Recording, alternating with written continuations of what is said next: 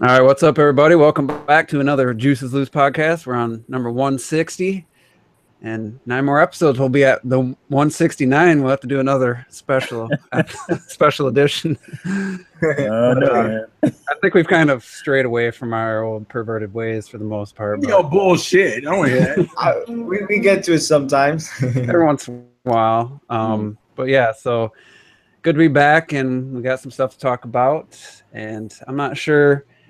I shared a link to a video with you guys earlier. Just real quick, I don't want to spend a lot of time on this, but the channel, it's a gaming site, I believe, YouTube channel, but there was some gameplay of a game journalist playing Cuphead. Oh, I already know what this is. I know OJ talked about it, and I finally watched it for myself, and I'm just like, this guy's got to be joking, right? Like, the tutorial is on the screen, the buttons and everything. All you need is on the screen, and he couldn't make the jump for what, 3 minutes? Like, I didn't time it perfectly, or didn't time it exactly. It was too damn long. That was the 2 to 3 minutes of him trying to get over this jump. You have to jump and dash in the air, jump off a block, dash to get to this higher spot, and he couldn't do it.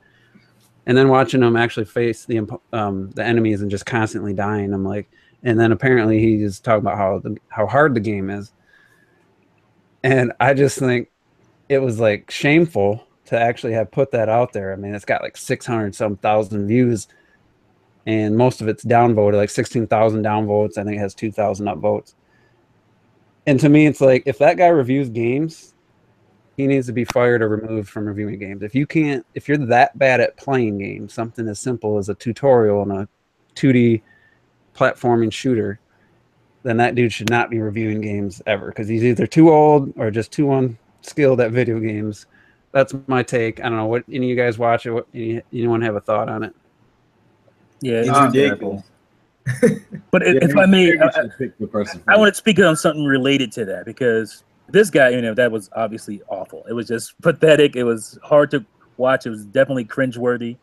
But I want to use this to say, there's a lot, at least especially on YouTube, a lot of like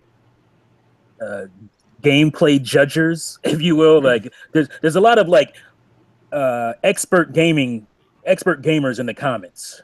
They're like, that'll watch your video or watch your gameplay and, oh, that's just terrible. How could you? Oh, you died once. Like all this kind of stuff. I was watching a Nintendo Prime video. Somebody who I just started watching, and he was playing Sonic Mania, and he died a couple times. And he got, his rings knocked out of him a couple times, and people were just getting on him about that over and over and over. I'm like, there's like that guy what's his name? I can't remember, the journalist guy. Dean something. He deserves everything that he's getting, but I see it way too often where this litmus test in the comment section about somebody's gameplay, and it's always from people who commented like, you can't prove how good you are at something, but you can come and like shoot down somebody else's gameplay. That's true. I mean, because when I play like a Mario platformer, especially some of the like special levels on New Super Mario Brothers U, I bet I died 50 to 60 times on that hardest level, the last level, before I actually beat it. Like no one knows that. I've never if I recorded it, I would have just showed me beating it probably. But I get what you're saying, and this doesn't pertain to. I just thought it was a good opportunity to talk about that. Yeah, that's true. The crap out of me. This guy deserves it and they've kind of embraced it. And another question is was this intentional or clickbait? Because they've said so and so embarrasses themselves playing Cuphead. And it's, almost a new form of clickbait, in my opinion, or another form, because I clicked on it and I watched it and I was like, you got to be kidding me. Like, I bet your T's daughter could play this better than that, for sure. So, it might have been intentional. Maybe this guy isn't known for playing games. I don't know, but it definitely got people's attention, and it's got quite a bit of views. I didn't look at the rest of their channel, what they normally get, but that's the problem though. If you're a journalist and you're reviewing games and you're that terrible at them, you don't have a lot of credibility. I mean, I think that's what people or mostly getting on him about. Like, he's reviewed games before, and if he's this terrible at a little platformer, just tutorial part, not even like the actual game, he had trouble getting out of the damn tutorial. And I don't think it was clickbait or anything, because he was damage controlling that in the comment section and everything. Oh, really? Yeah. Oh, I do remember people talking about him trying to like make excuses for why he was so terrible at it. Yeah, so, maybe there's severe input lag. maybe the game has ridiculous latency on the controller or something. I don't know if you've ever captured a game, but it's like you're watching the capture screen instead of watching your actual TV screen, and that kind of lag. Oh yeah, yeah, that would be. The other thing I want to talk about is just how good the game looks, and the fact that it wasn't just a boss fight game where it was just boss fight after boss fight. It used to be. It used to be. Yeah. They never heard got delayed so they can put. I never heard the news where they decided to make it a full game. So that to me, seeing this was like, oh, I didn't really. That's why. It was like, what was it, a year ago? I thought it was just. I never heard. I thought it was just like a Hive Jump, just an infinite, delayed. For development reasons. I didn't know they decided to do that. So. That's cool to me, and I get to play it on, I believe, Steam, right? It's not just Windows 10. Yeah, Steam. I believe it's just so Steam. I'm actually looking forward to playing it and getting past that tutorial.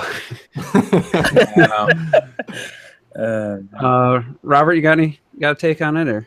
I think it's ridiculous. Like, it's got to be fake. Like, come on, like you see that, and it goes on for minutes, and you're just like, how in the world? Can you not? It's the simplest thing, like ever. It's like you said, it's a tutorial, and it's like on the screen. The button. Yeah, it's on the screen, and I don't get it. I'm gonna guess. I would hope it. I'm gonna guess just to hope that it's fake, that he did it just to get the views. And if that's true, hey, he got the views, right? So yeah, I don't know. That's what I think. All right. So the next thing on the docket is a recently announced game, and some people think it's huge news, and to me it was pretty medium to low, the low side of news, and that was the announcement that LA Noire is getting ported to the current gen, Switch included. I understand the significance that Rockstar is actually putting a game on a Nintendo system because it's been a while. But it's being ported by Vicious or some other company. Game they already made, and it probably has nothing to do with Rockstar. They probably had nothing to do with this. Coming to Switch. To me, I never played the game, so it's intriguing. Maybe someday to pick it up, but to me, it's kind of it's really a small announcement because no one cares about it. No one cared about the game back then. I don't think a lot of people are going to care about it now. And I definitely don't hold Rockstar to this upper echelon of game developers. I think every game that I've ever played of theirs has been good to average. So for me, as someone who's not a fan of Rockstar, I think this game's actually more interesting than GTA 5 because I never want to play that game again. So for me, this is kind of interesting. But let's go to Terrell first. What is your take on LA Noire coming to the Switch, and do you think it's as big of a deal as a lot of people made it out to be? I'm of two minds. Personally, I don't really give a shit. When LA Noire came out, I ended up watching like a whole bunch of full Let's Plays of it on YouTube, and the game narratively was interesting, but like it's literally a narrative-driven game in a GTA world that has no reason to have a GTA world. So it's like the most impressive thing is more the detective side of it, not the actual traversal. So I don't really give a damn that much. I understand the importance of it being on the system and the importance of, oh my God, it's a Rockstar game, even if they're not the ones porting it directly coming to Switch. So I understand the importance, but I don't personally give a shit like that. I've already seen the majority of the game, and it's fine. I think that's probably one of the most acceptable ports we've gotten since every other port has been like a year. Like the game came out last year, and then we get the game like this year as a port. At least this game is actually from the PS3 360 generation. It hasn't been touched. And when did it come out? It came out like 20. What? I thought 2011, 2010. 2011. So it's been a while. It's been a while, so it's justified to have the port, and it's a game that still looks good. So I was like, all right, fine, it's cool, but like personally, I don't really give a shit that much. All right, well, Retro Death, where do you land on this? I have LA Noire. I bought it from my younger brother when he was selling most of his game shit. It's an okay game. I like it. It's pretty good. I like it. It's very atmosphere heavy and everything, but LA Noire is one of those things right now that suffers from that Switch fever, you know, like it's getting hype because it's coming to the Switch. Of course. Like it's good, but to me personally, it's just another old-ass port. Like we've been seeing. People like saying how important it is that it's coming, and I understand why people think this. But then you have people like OJ and Robert, I'm going to call you out on this too. Your thumbnail triggered the shit out of me. Like, I do not feel that you should buy LA Noire to get GTA. I feel we should simply have gotten GTA, for example. It's bigger, it's more important, and that would have significance to me. LA Noire coming is just not an old-ass sport, and I will never defend buying one game to get another game. That is just not how the industry works. So I like that it's coming, it's not a game, but I couldn't care less. All right, that's kind of where I'm at. T, I know you played the original, or when it originally came out. Did you finish it? I did. Okay, so you got a different perspective than the rest of us. For you, it would be double dipping if you bought it. So on that note, your thoughts, plus what do you think of people thinking this is big significance and you should buy it to get more Rockstar games? Okay, I don't think it's big per se. Like I like the game. I think it's a really good game. The ending's a little bit wonky, but I overall really enjoyed it. I'm a huge fan of like LA Confidential, the movie, and this felt like the game version of it to me. So I just like the whole idea of that world. I'm a huge noir fan. I love detective stories, detective movies. So this was right up my alley. Now, I just want to be nuanced about it and why I think it's good news. It's not amazing, great news for the Switch, but I think it's good news. One, because this game was obviously in development for Switch before Switch was like on fire. They had no inclination of how well the Switch was going to be or how well it's going to be doing at this point. And so they obviously committed to this game before that. So that's good. And it's coming out day and date with the other versions. So it's not just like, oh, this is some old Switch game they're only throwing at, or old 360 PS3 game they're throwing at Switch owners just to get a little shine. It's a game that's coming out for everybody, and it's coming out at the same time. For me, those are the biggest things, because even when Rockstar supported the Wii, it was after it was a phenomenon. It's like, oh, let's throw something out there and make some money. That was the case for Manhunt. That was the case for a Bully. The Wii was already a super phenomenon at that point when that game came out, or when those games came out, and even Chinatown Wars on a DS. Like the DS was obviously a monster, a beast, and they threw some little top-down GTA game at it, just to make a little money. And to me, that wasn't a big effort.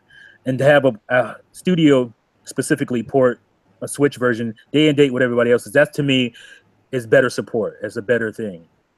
Now, I don't think you should buy this game for Grand Theft Auto. I'm with Retro on that. This should be Grand Theft Auto. Like that. If this was Grand Theft Auto, that would be a bigger thing. And you should. And Rockstar's not dumb. They know GTA 5 would sell better on Switch than this game is going to do. They know that. So it's weird. Like, I like the fact that this game is coming. I like the fact that they're doing some like touchscreen specific stuff for the detective thing. Like, that stuff is cool to me. And they're going, like I said, they're going above even. They're not just making the same version. They're going above and making a Switch-based version. So I like that. That to me is what's cool about this news. So yeah, and it's a good point, because it was coming to PS4, Xbox One anyway. So this would have just been another game not coming to the Switch. So exactly. in that regard, it's nice that it's getting it, and it's a last gen game. So the Switch is going to have no problem running it, and just think about how hopefully- many times during the Wii U era, people are like, you know, they announce a game, and it'd be blah blah blah version, PS3 or PS4, Xbox One, and you were like, "Where's the Switch version?" You never heard it. Mhm. You hear that so much now. The Switch version, PS4, Xbox One, you hear it almost all the time now. And to me, it's good publicity for the other Right. just the game, just to have it coming to the Switch. It gets way more attention than yeah, it because those otherwise guys didn't would've. care when they had it on the 360 and PS3 because it didn't sell that great. So obviously, this is a bigger thing for Nintendo fans. I'm gonna go to Robert next because there's another layer of this for you, and that's the HTC Vive version. Oh, I'm getting that. You know, I'm getting that. Now, is the full game in VR or just no, select? it's I think it was just select. just like a VR mini game almost, where it's just like select select cases that are built from the ground up again, but in VR. So you're getting a watered down version. No, oh my god. Okay, I think it's only like $20. I think it's a lot cheaper because it's like I think it's like 5 or 7 missions or cases, something like that. I don't really know how LA Noire works 100%, but in VR, you know. And that sounds pretty cool because I like my VR. It's pretty damn fun. So, do you want me to talk about like the whole thing? Because I know you made a video where you were thinking that this is a bigger news. Yeah, I think this is shooting them big all news. down. We ought to be ashamed of it. But what do you feel about Rockstar as a I love company? Rockstar. I like Okay. Rockstar a lot. Yeah, to me they're average at best. So Okay. that's probably why I'm less excited. But anyway, go ahead.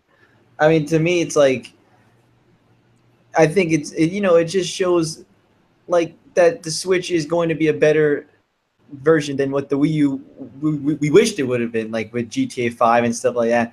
And that's why I do believe that if this didn't sell anything, like let's say this sold 0 copies, then there's no way you're gonna get anything.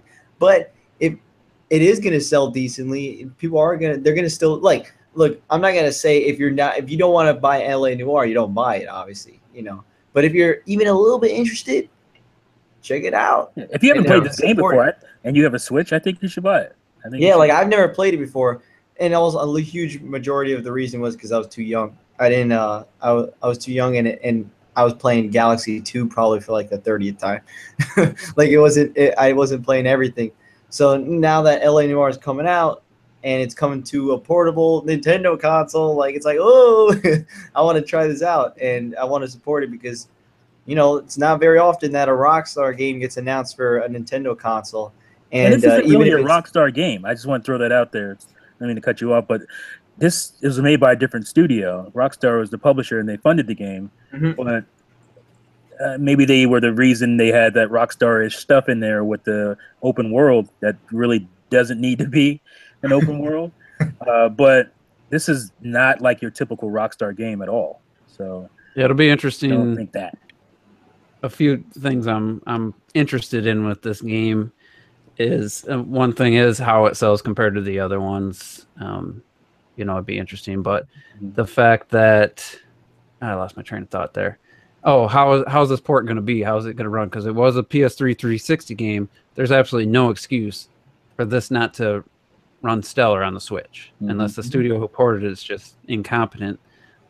There's absolutely no reason this shouldn't be running at 1080 native and be running at a good frame rate and look better than the Xbox 360 version. There's no excuse for that.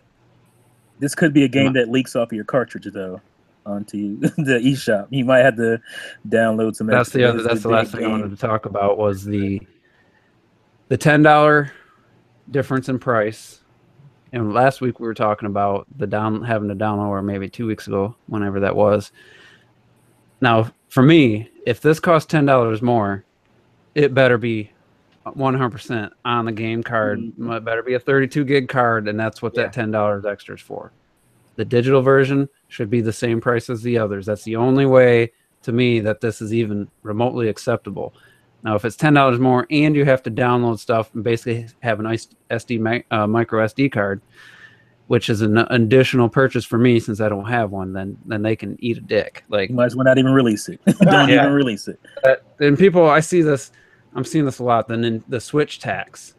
It's only happened twice with an actual game costing more on the Switch, and I'm unsubbed from I ain't shy guy, I think his name is, and he was all over Nintendo for this, and making multiple videos, and just like the $10 thing is, to me, if the developer publisher feels they need to recoup that cost, then it's up to you to decide, is it worth it to have it on the Switch, have it portable, and have it all on the game card. To me, $10 is a little bit steep, but it's better than having to buy a micro SD card to get the rest of the game. To me, the $10 and putting it all on one card at this point is the better choice. So, but it has to be all on the card.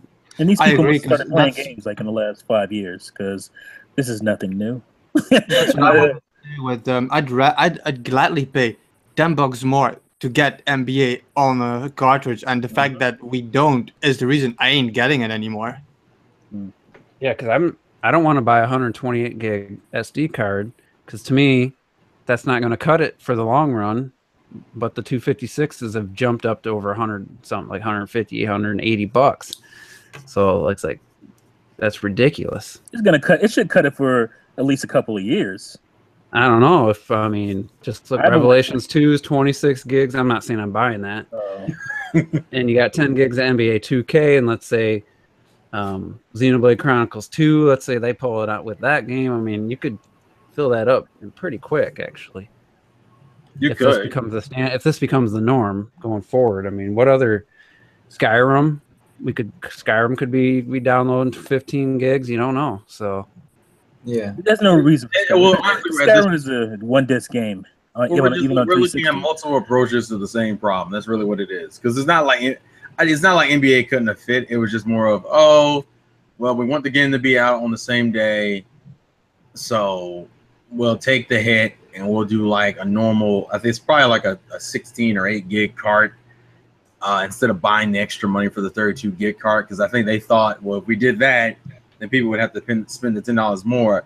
And I think that looks worse. They want the game to sell, which is why I think the $10 more tax, at least for 2K, was like, I'm not doing it. well, yeah, for a new game that would be 70, whereas LA Noire is 50 on the Switch and 40. I think for ports it's not as offensive. Because even the stuff with Rhyme, it was like, well, make the digital version cost the same as everyone else. To me, that's which is what LA Noire needs to do.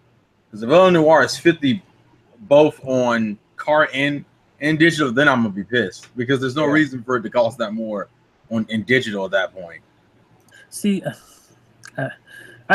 shameless plug. I got a video coming up. Oh, what a surprise! It's a beautiful. What a motherfucking surprise this is! It's a beautiful video, and it's gonna expose some people. But it's like, I don't know if you played video games in the Super Nintendo N64 era, like bigger carts cost more money. The games costed more when you had the FX chip in it, or if you needed more ROM space for the bigger carts. This is a problem that happened, especially early in the life cycle of those consoles, and then I paid prices went $100 down.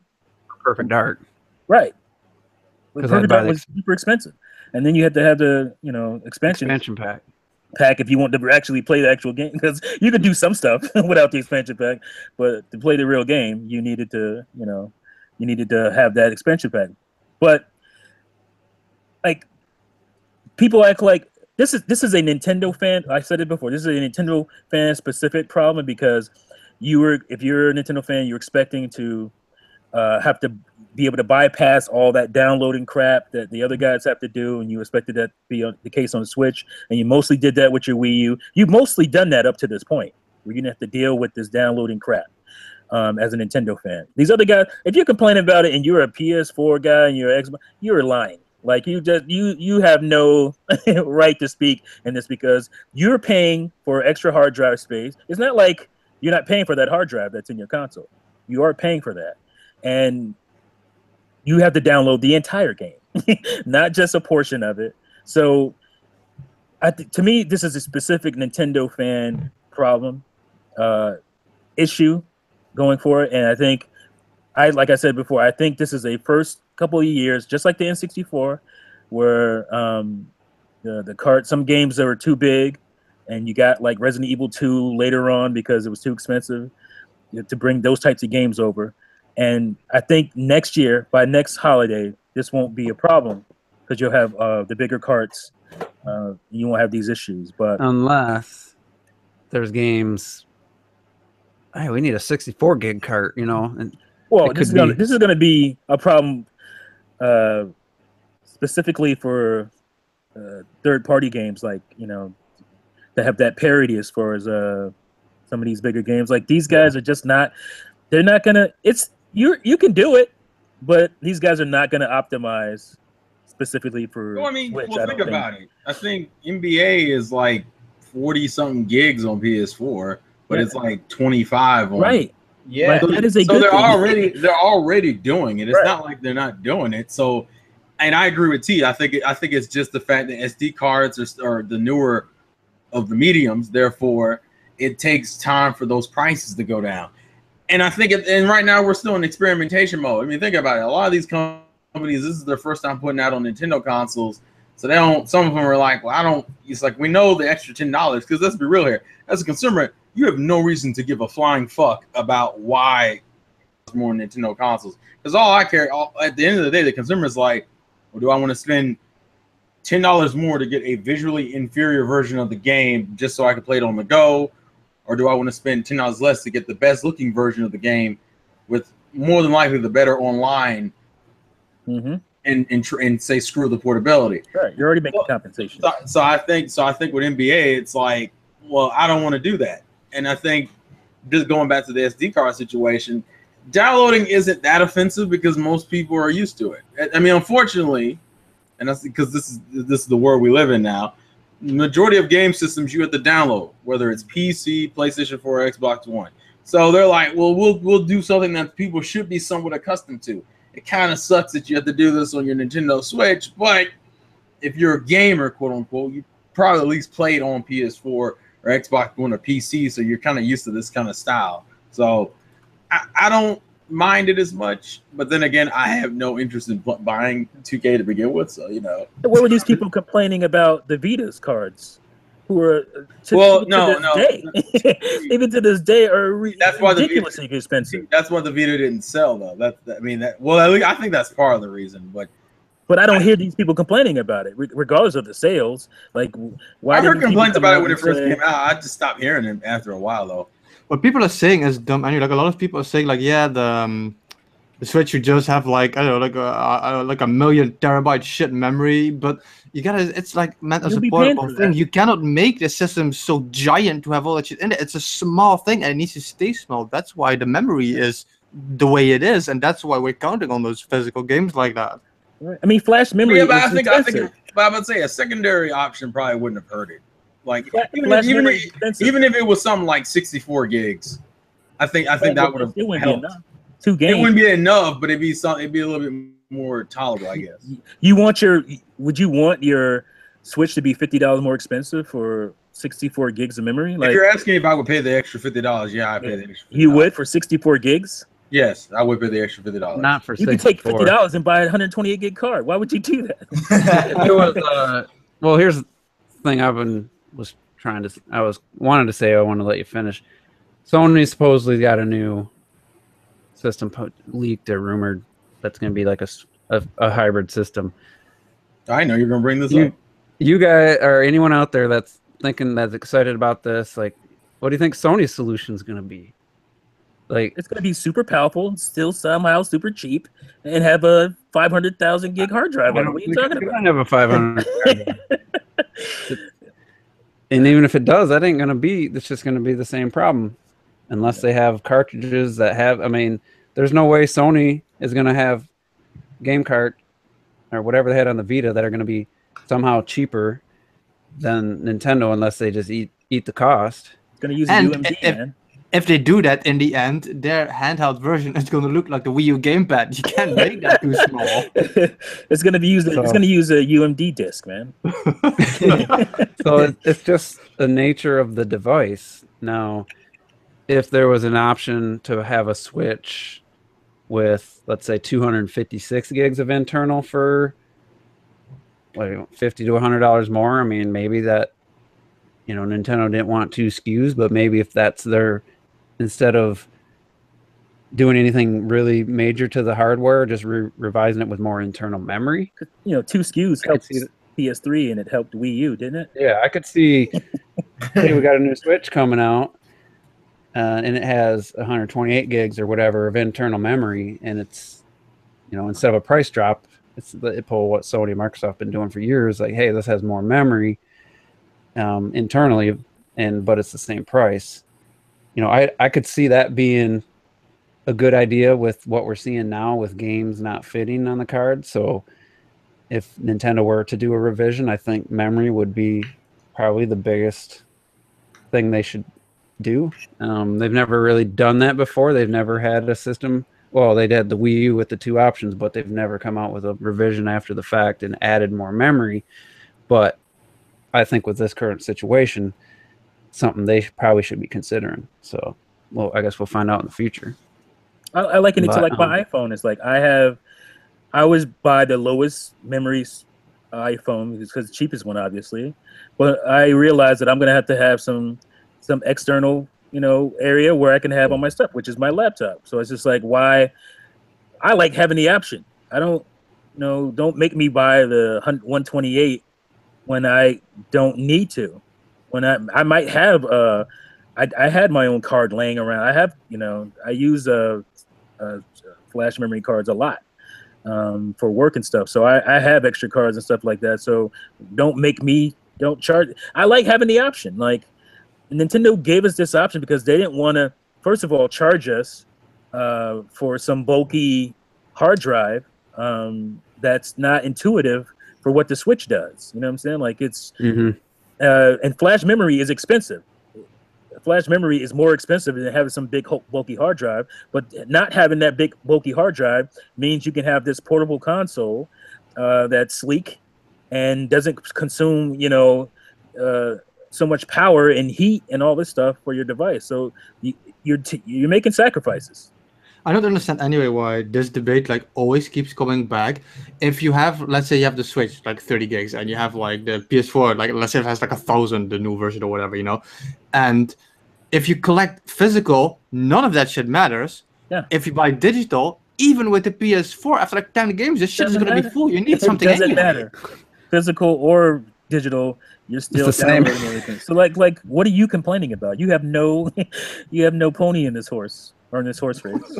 Yeah, because I'm about to say what? The one thing I'll say to that, because my argument was well, that 32 gigs it means about as much as the 500 means in a PS4, but that was before they started announcing games where it does physical games where you're gonna have to download 10 gigs, and then Resident Evil Revelations 2 only digital is 26 gigs. Now that it's not a equal comparison because you can't even put Revelations 2 on a day one Switch with nothing else on it because it doesn't have 26 gigs available. So that's where it's a little bit different now. When it was the games were fitting on the cart, you're still paying for a hard drive on the other side. You still have to buy. You're still paying, but I'm saying I was always like, well, 500 gigs relative, but to the size of the games is the same as the 32 gigs is, well, on the Wii U especially, because you can get 10, 12 games on your Wii U's 32 gigs, whereas the PS4, you can get 10, 12 games on your PS4 hard drive. So it was relative size-wise. But now the games are too big to even fit on the internal memory at all. So that argument that I always kind of relied on. But what I'm saying is, why give Nintendo $50 more for 32 more gigs when you can take that $50 and go get 128 gigs? Yeah, well, they don't need to charge $52 for only 32 more gigs. But well, that's kind of the internal flash memory is expensive. It's more expensive than a card or even the bulky. Yeah, if it was Apple, it's $100 extra for 16 gigs more. And let's not forget, you have like games like now, Call of Duty, I think, and Forza. They're like over 100 gig in size. Like, it's not going to get any better with this 4K. 4K means more gigs. That's your Xbox One X. That Forza, I bet you Forza is going to be 120 gigs at least. Like people are gonna be like, yeah, there's gonna be like 1 terabyte and shit in the Xbox One X. Yeah, it better be a minimum of what it has. Yeah, 1 better be terabyte, 2 8 to 10 terabyte. games, you're done. Oh, Mohammed in the chat, he's probably just pulling his hair out because he loves the Xbox. But that's a good point. I bet you every single Xbox One X game or game for Xbox, that runs on the X with the 4K stuff, is going to be minimum 80 gigs, probably more like close to 100. And then even your older games, like what is Gears of War 4, the standard version on an Xbox One, add another 5-10 gigs. Yeah, I'm not hating on that. I mean, 4K. So I mean, you're going to run out of space. that's just what it has to be that way at this point, especially with 4K. They're 4K just bigger, huger files. That's understandable. What I'm saying is, you're going to have to pay more for more space. That's just how it is. At least with Xbox One X, you have the luxury that there's not that many games coming out anyway. But still, how's it a luxury at the point of the console? Got third-party games. It'll be the best place to play Battlefront, unless you want the DLC first, and then it isn't. But Then it's like That's important now in gaming. Oh my it God. is. It matters to a lot of people for some reason. Yeah, it's pretty sad. They all switched over to the PlayStation 4 for Call of Duty based on that bullshit. That's so Who sad. cares who has the better, more stable online and for the same price? But anyway, LA Noire. Anybody here plan on buying it on the Switch? C. Yes, I'm going to buy it, but not at 50. Nope. Let's go down to Does 40. it matter to you to find out how good of a port it is first? Like to actually Yeah, I see mean, it like, running? if I see it and it's horrible, no, I'm not gonna get it. All right. Yeah, it's one of those things. Price drop, $20 down the road next year, maybe. Yeah.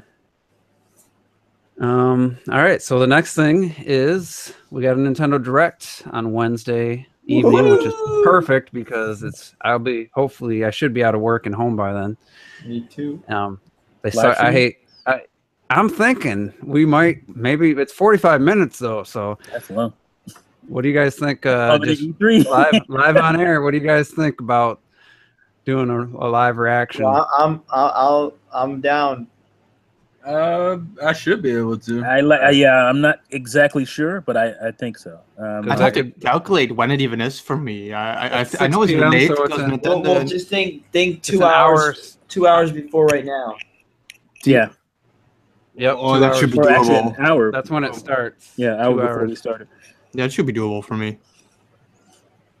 Yeah, so whatever time it is, 2 hours earlier is when it starts, and we'll just do it for the 45. This is just a tentative plan. Things could I'm still change, but Convinced it's gonna be boring as fuck though, but still.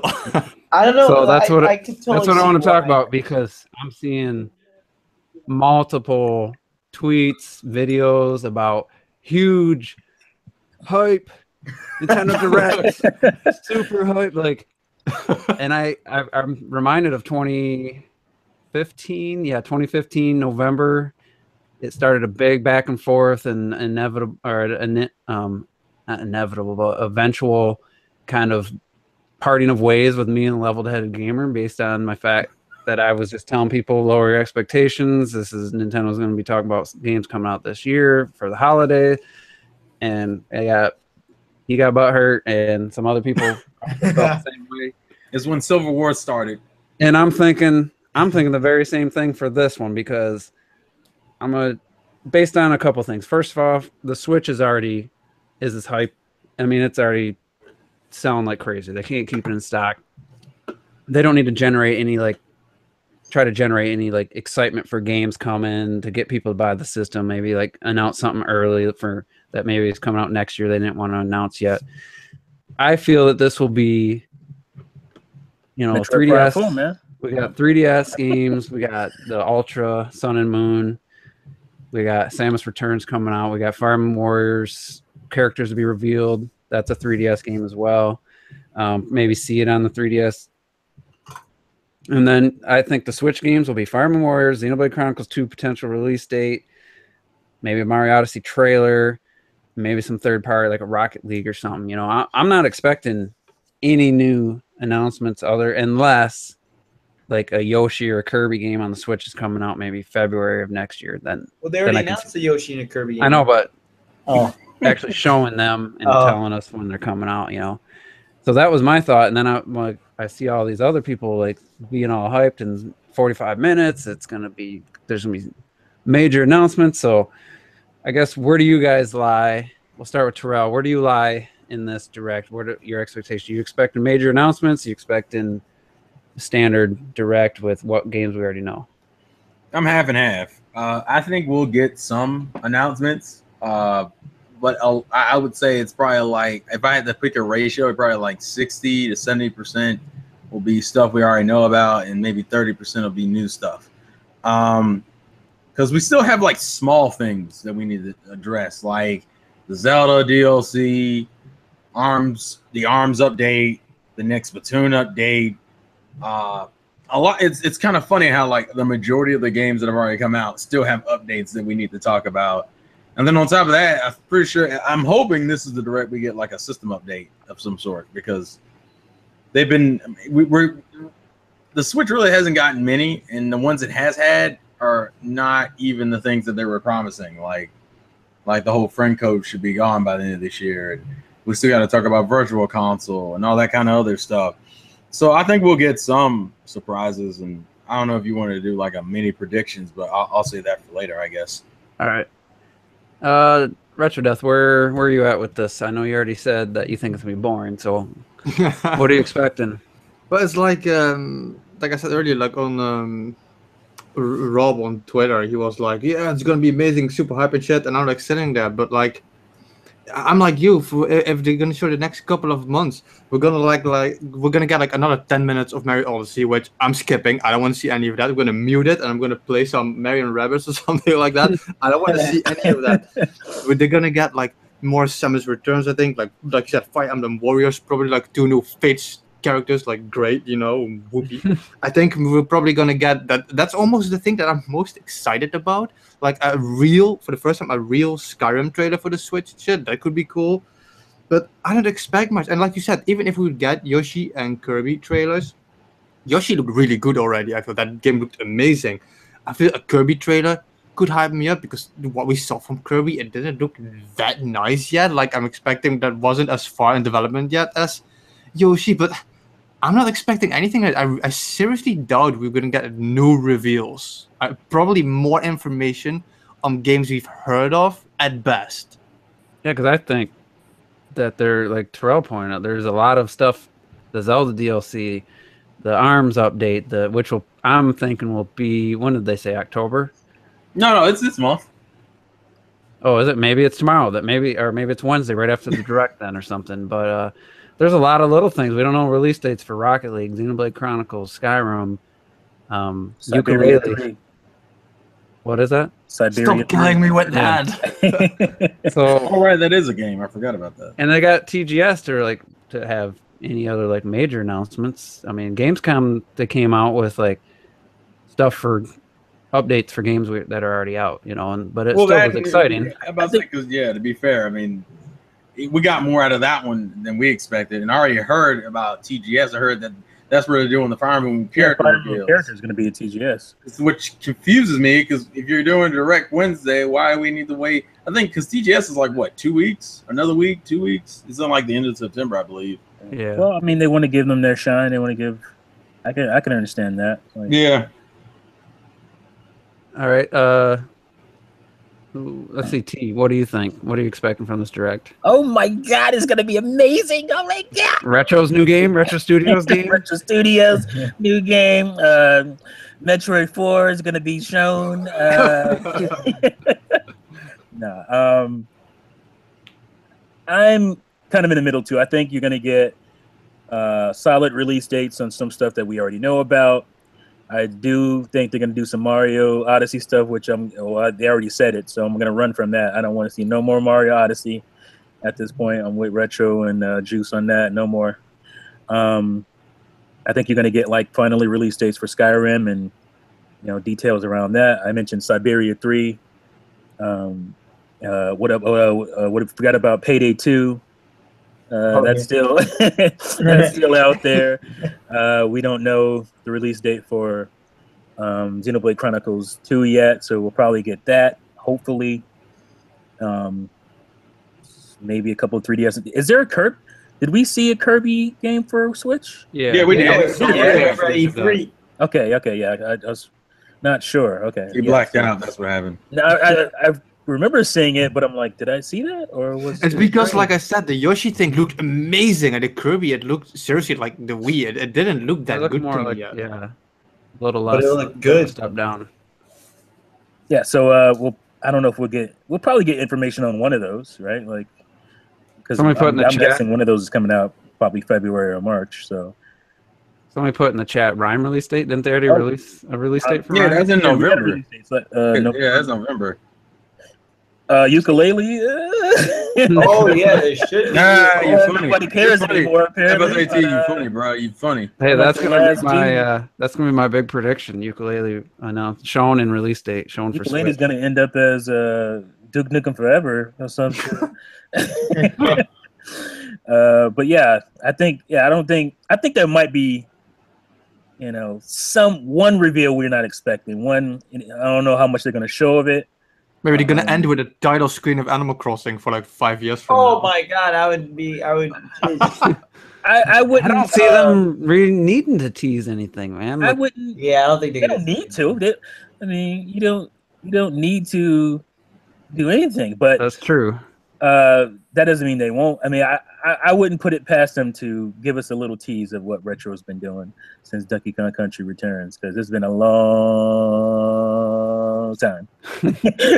So it'd be nice to see something from them. It's like Alright. every time something comes, every Direct, every E3 for like 5 years. I'm pretty sure now we're gonna see Retro's new game. Yeah, I've been saying that since 2013. yeah. Um, Being Ro- different Nintendo, maybe we'll get it. yeah, Robert, what's your hype level for the Direct? So I am super hyped, but I'm super hyped in a way to just see more things, like not in terms of new things. Like I know that we're not gonna get an Animal Crossing, like I'm not looking to this Direct as that kind of stuff. But I know a lot of people like to hype themselves up like that. But I am hyping myself up, but not in a disappointing way. In a way where I'm like, I know what to expect, but I'm still hyped to see it. You know what I'm saying? Like, I think it's gonna be pretty damn good. And I think if there's gonna be any big reveal, it'll probably be like maybe a third-party game. I don't think Nintendo themselves are gonna do anything big, because I think they're fine. But however, you could say, well, what's January, February, March, April, May of 2018? You know what I mean? Like, what are those? Yeah, they usually announce or release something in the April or May. February. Remember, every February there's been a game.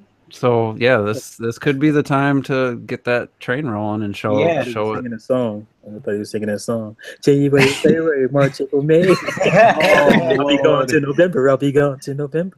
So how much of this 45 minutes will be 3DS talk? I wish 15. 0, but I'm gonna say 15. 15. I'm gonna 20 minutes. I'm gonna say 12 minutes and 36 seconds. Oh, you bitch! You bitch! Yeah, I'm hoping under 15, so I'm gonna say 12 to 15. Mhm. But I wouldn't be I didn't know we were giving ranges because I wouldn't be completely shocked if it was 20. It's But- gonna be 20, and you're gonna get like 5 minutes of Metroid and 10 minutes of Pokemon, shit like that. Like, it's gonna be actually really Nah, more. I I don't don't think know, they man. really They've need been- to show. they've other been than- really hiding Pokemon for the last Yeah, that could get some time. But Samus Returns has been shown a lot. I don't. And really- They're gonna show it Well, again. think about it. The reviews come out tomorrow, and the game comes out on Friday. Yeah. How much of it can you really show? They're gonna show it again. It's gonna. I mean, be, they're going They- to. But They've been I in don't know how similar much- situations before with a game coming out and they barely mentioned it. So But this is Metroid. People been crying a billion times about Yeah. Metroid. And when Metroid games don't particularly sell all that great, they're gonna take every Yeah. opportunity. I'd I be think, to shocked make if it's this anything thing more sell. than the launch trailer. It might just be a more trailer. It might not, than- they might not like go into details about anything. Probably just be a trailer. What about third-party stuff? Payday 2, because we don't know about I that mentioned game. a lot of third party. You would think. Like, Payday 2, Siberia 3. I'm excited for stuff like that, man. To me, that's Well, yeah, because then they mentioned that shit like a while ago. and what we about the haven't seen Shin nothing of it. Megami Tensei leaked in the January event and Project Octopath? You think?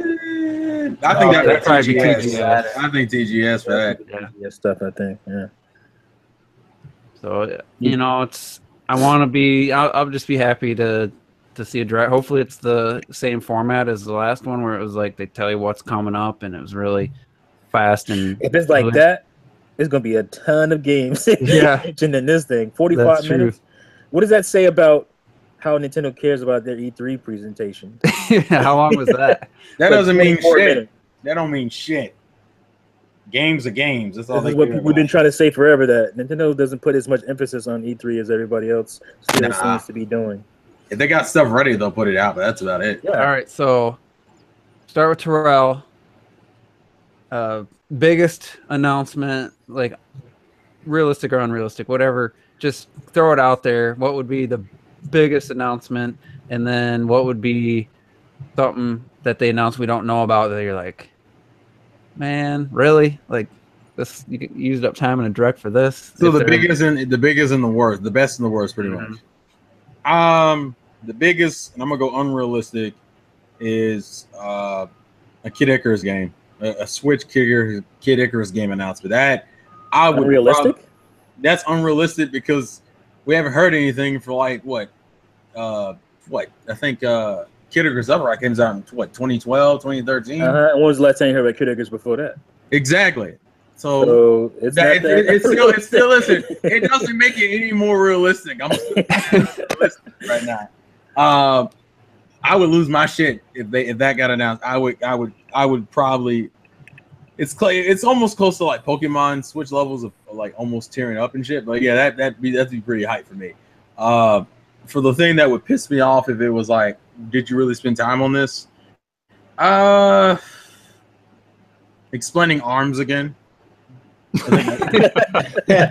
feel like they would talk about the In Europe, update and then they would re-explain the game again because they're assholes. It's not even out there yet, is it?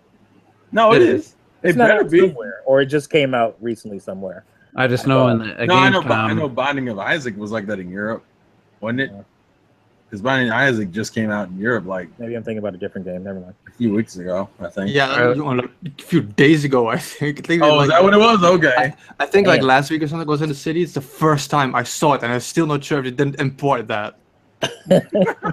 Yeah, which is crazy because we got that like what in the first few weeks, I think. Are y'all getting a physical copy at least? I thought they were. Yeah, a physical Okay. copy. all right, Retro, what would be your like?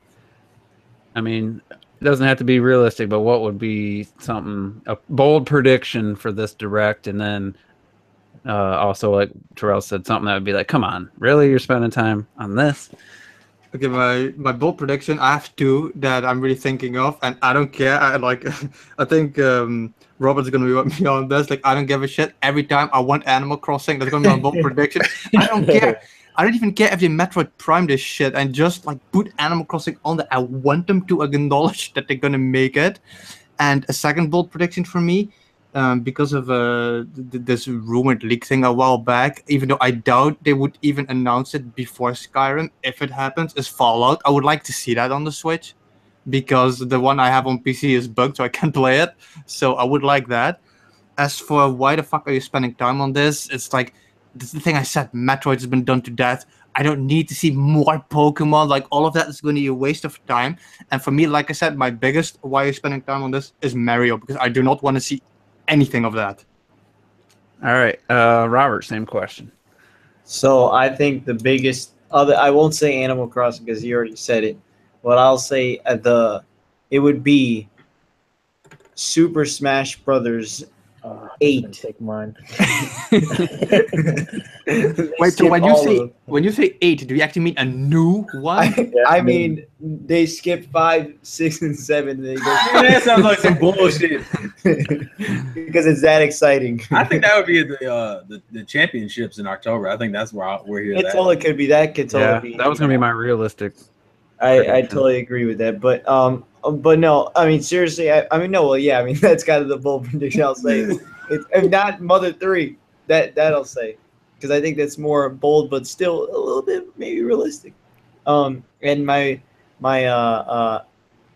what they're gonna do, like you're saying, like what they're gonna do, they're gonna do, and why waste time on it, right? Mhm. What they could do. I'm gonna say that they're gonna talk about a new 3DS model, like a new color model. Like, That would be fun. Goodness gracious.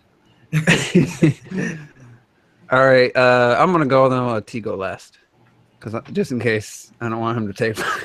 Racist. Oh, my bold prediction is Platinum Games Ooh. Bayonetta 3 or something. like it was Platinum that Games. Oh.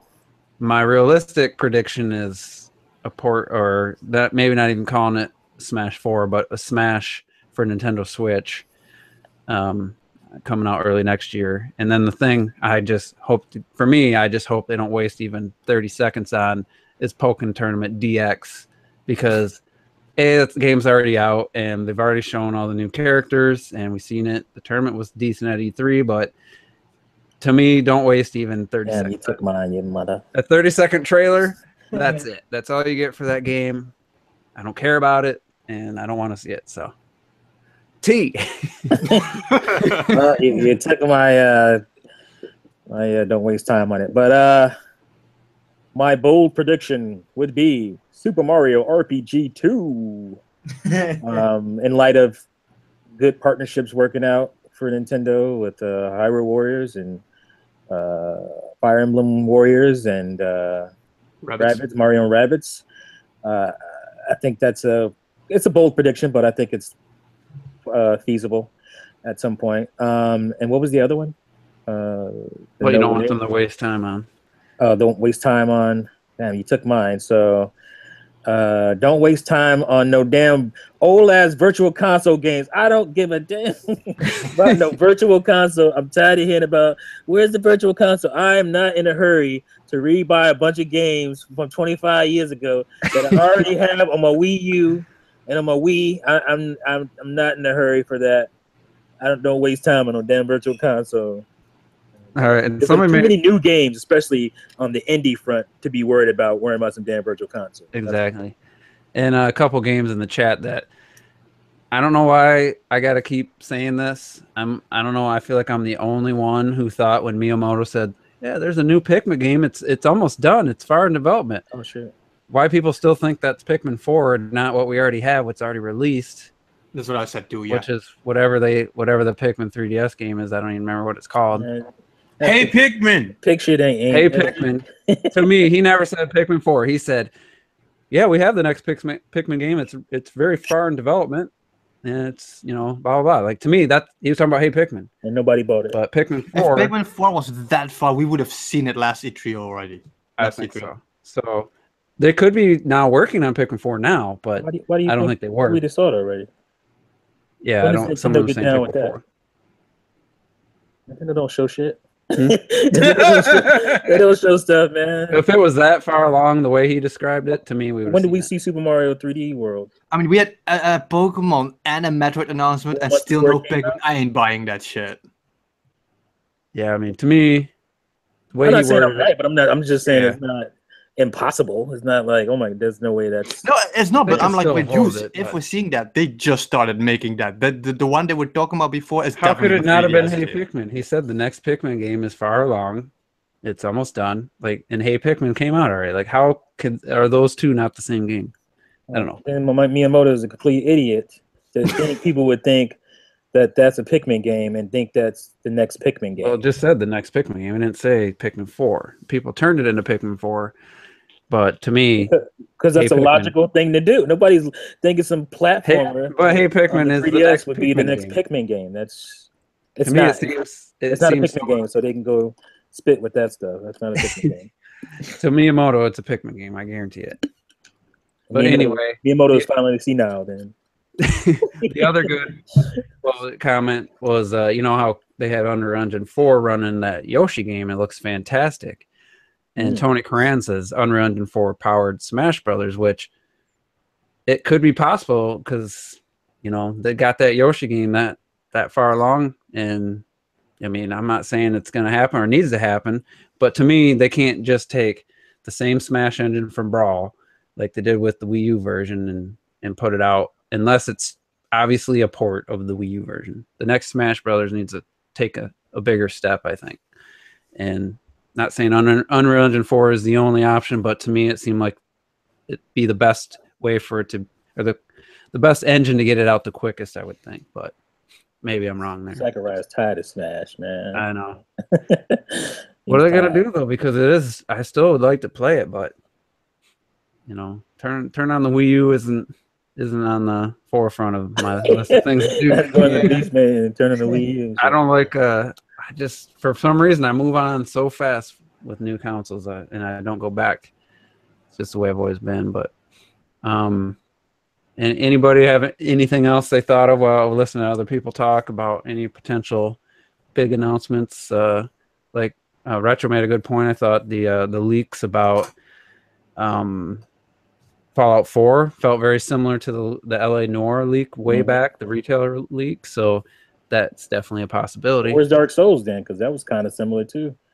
Yeah, we had that too. So who knows? I mean, there could be something like that, which I guess won't be huge, but it would still be a pretty big announcement, especially if it's something coming out this year yet, which to me, the year's already filled out. They don't need any other games the rest of this year, but anybody think? I would show like a Diddy Kong Racing. Remember they talked about that a year or two ago on the Wii U?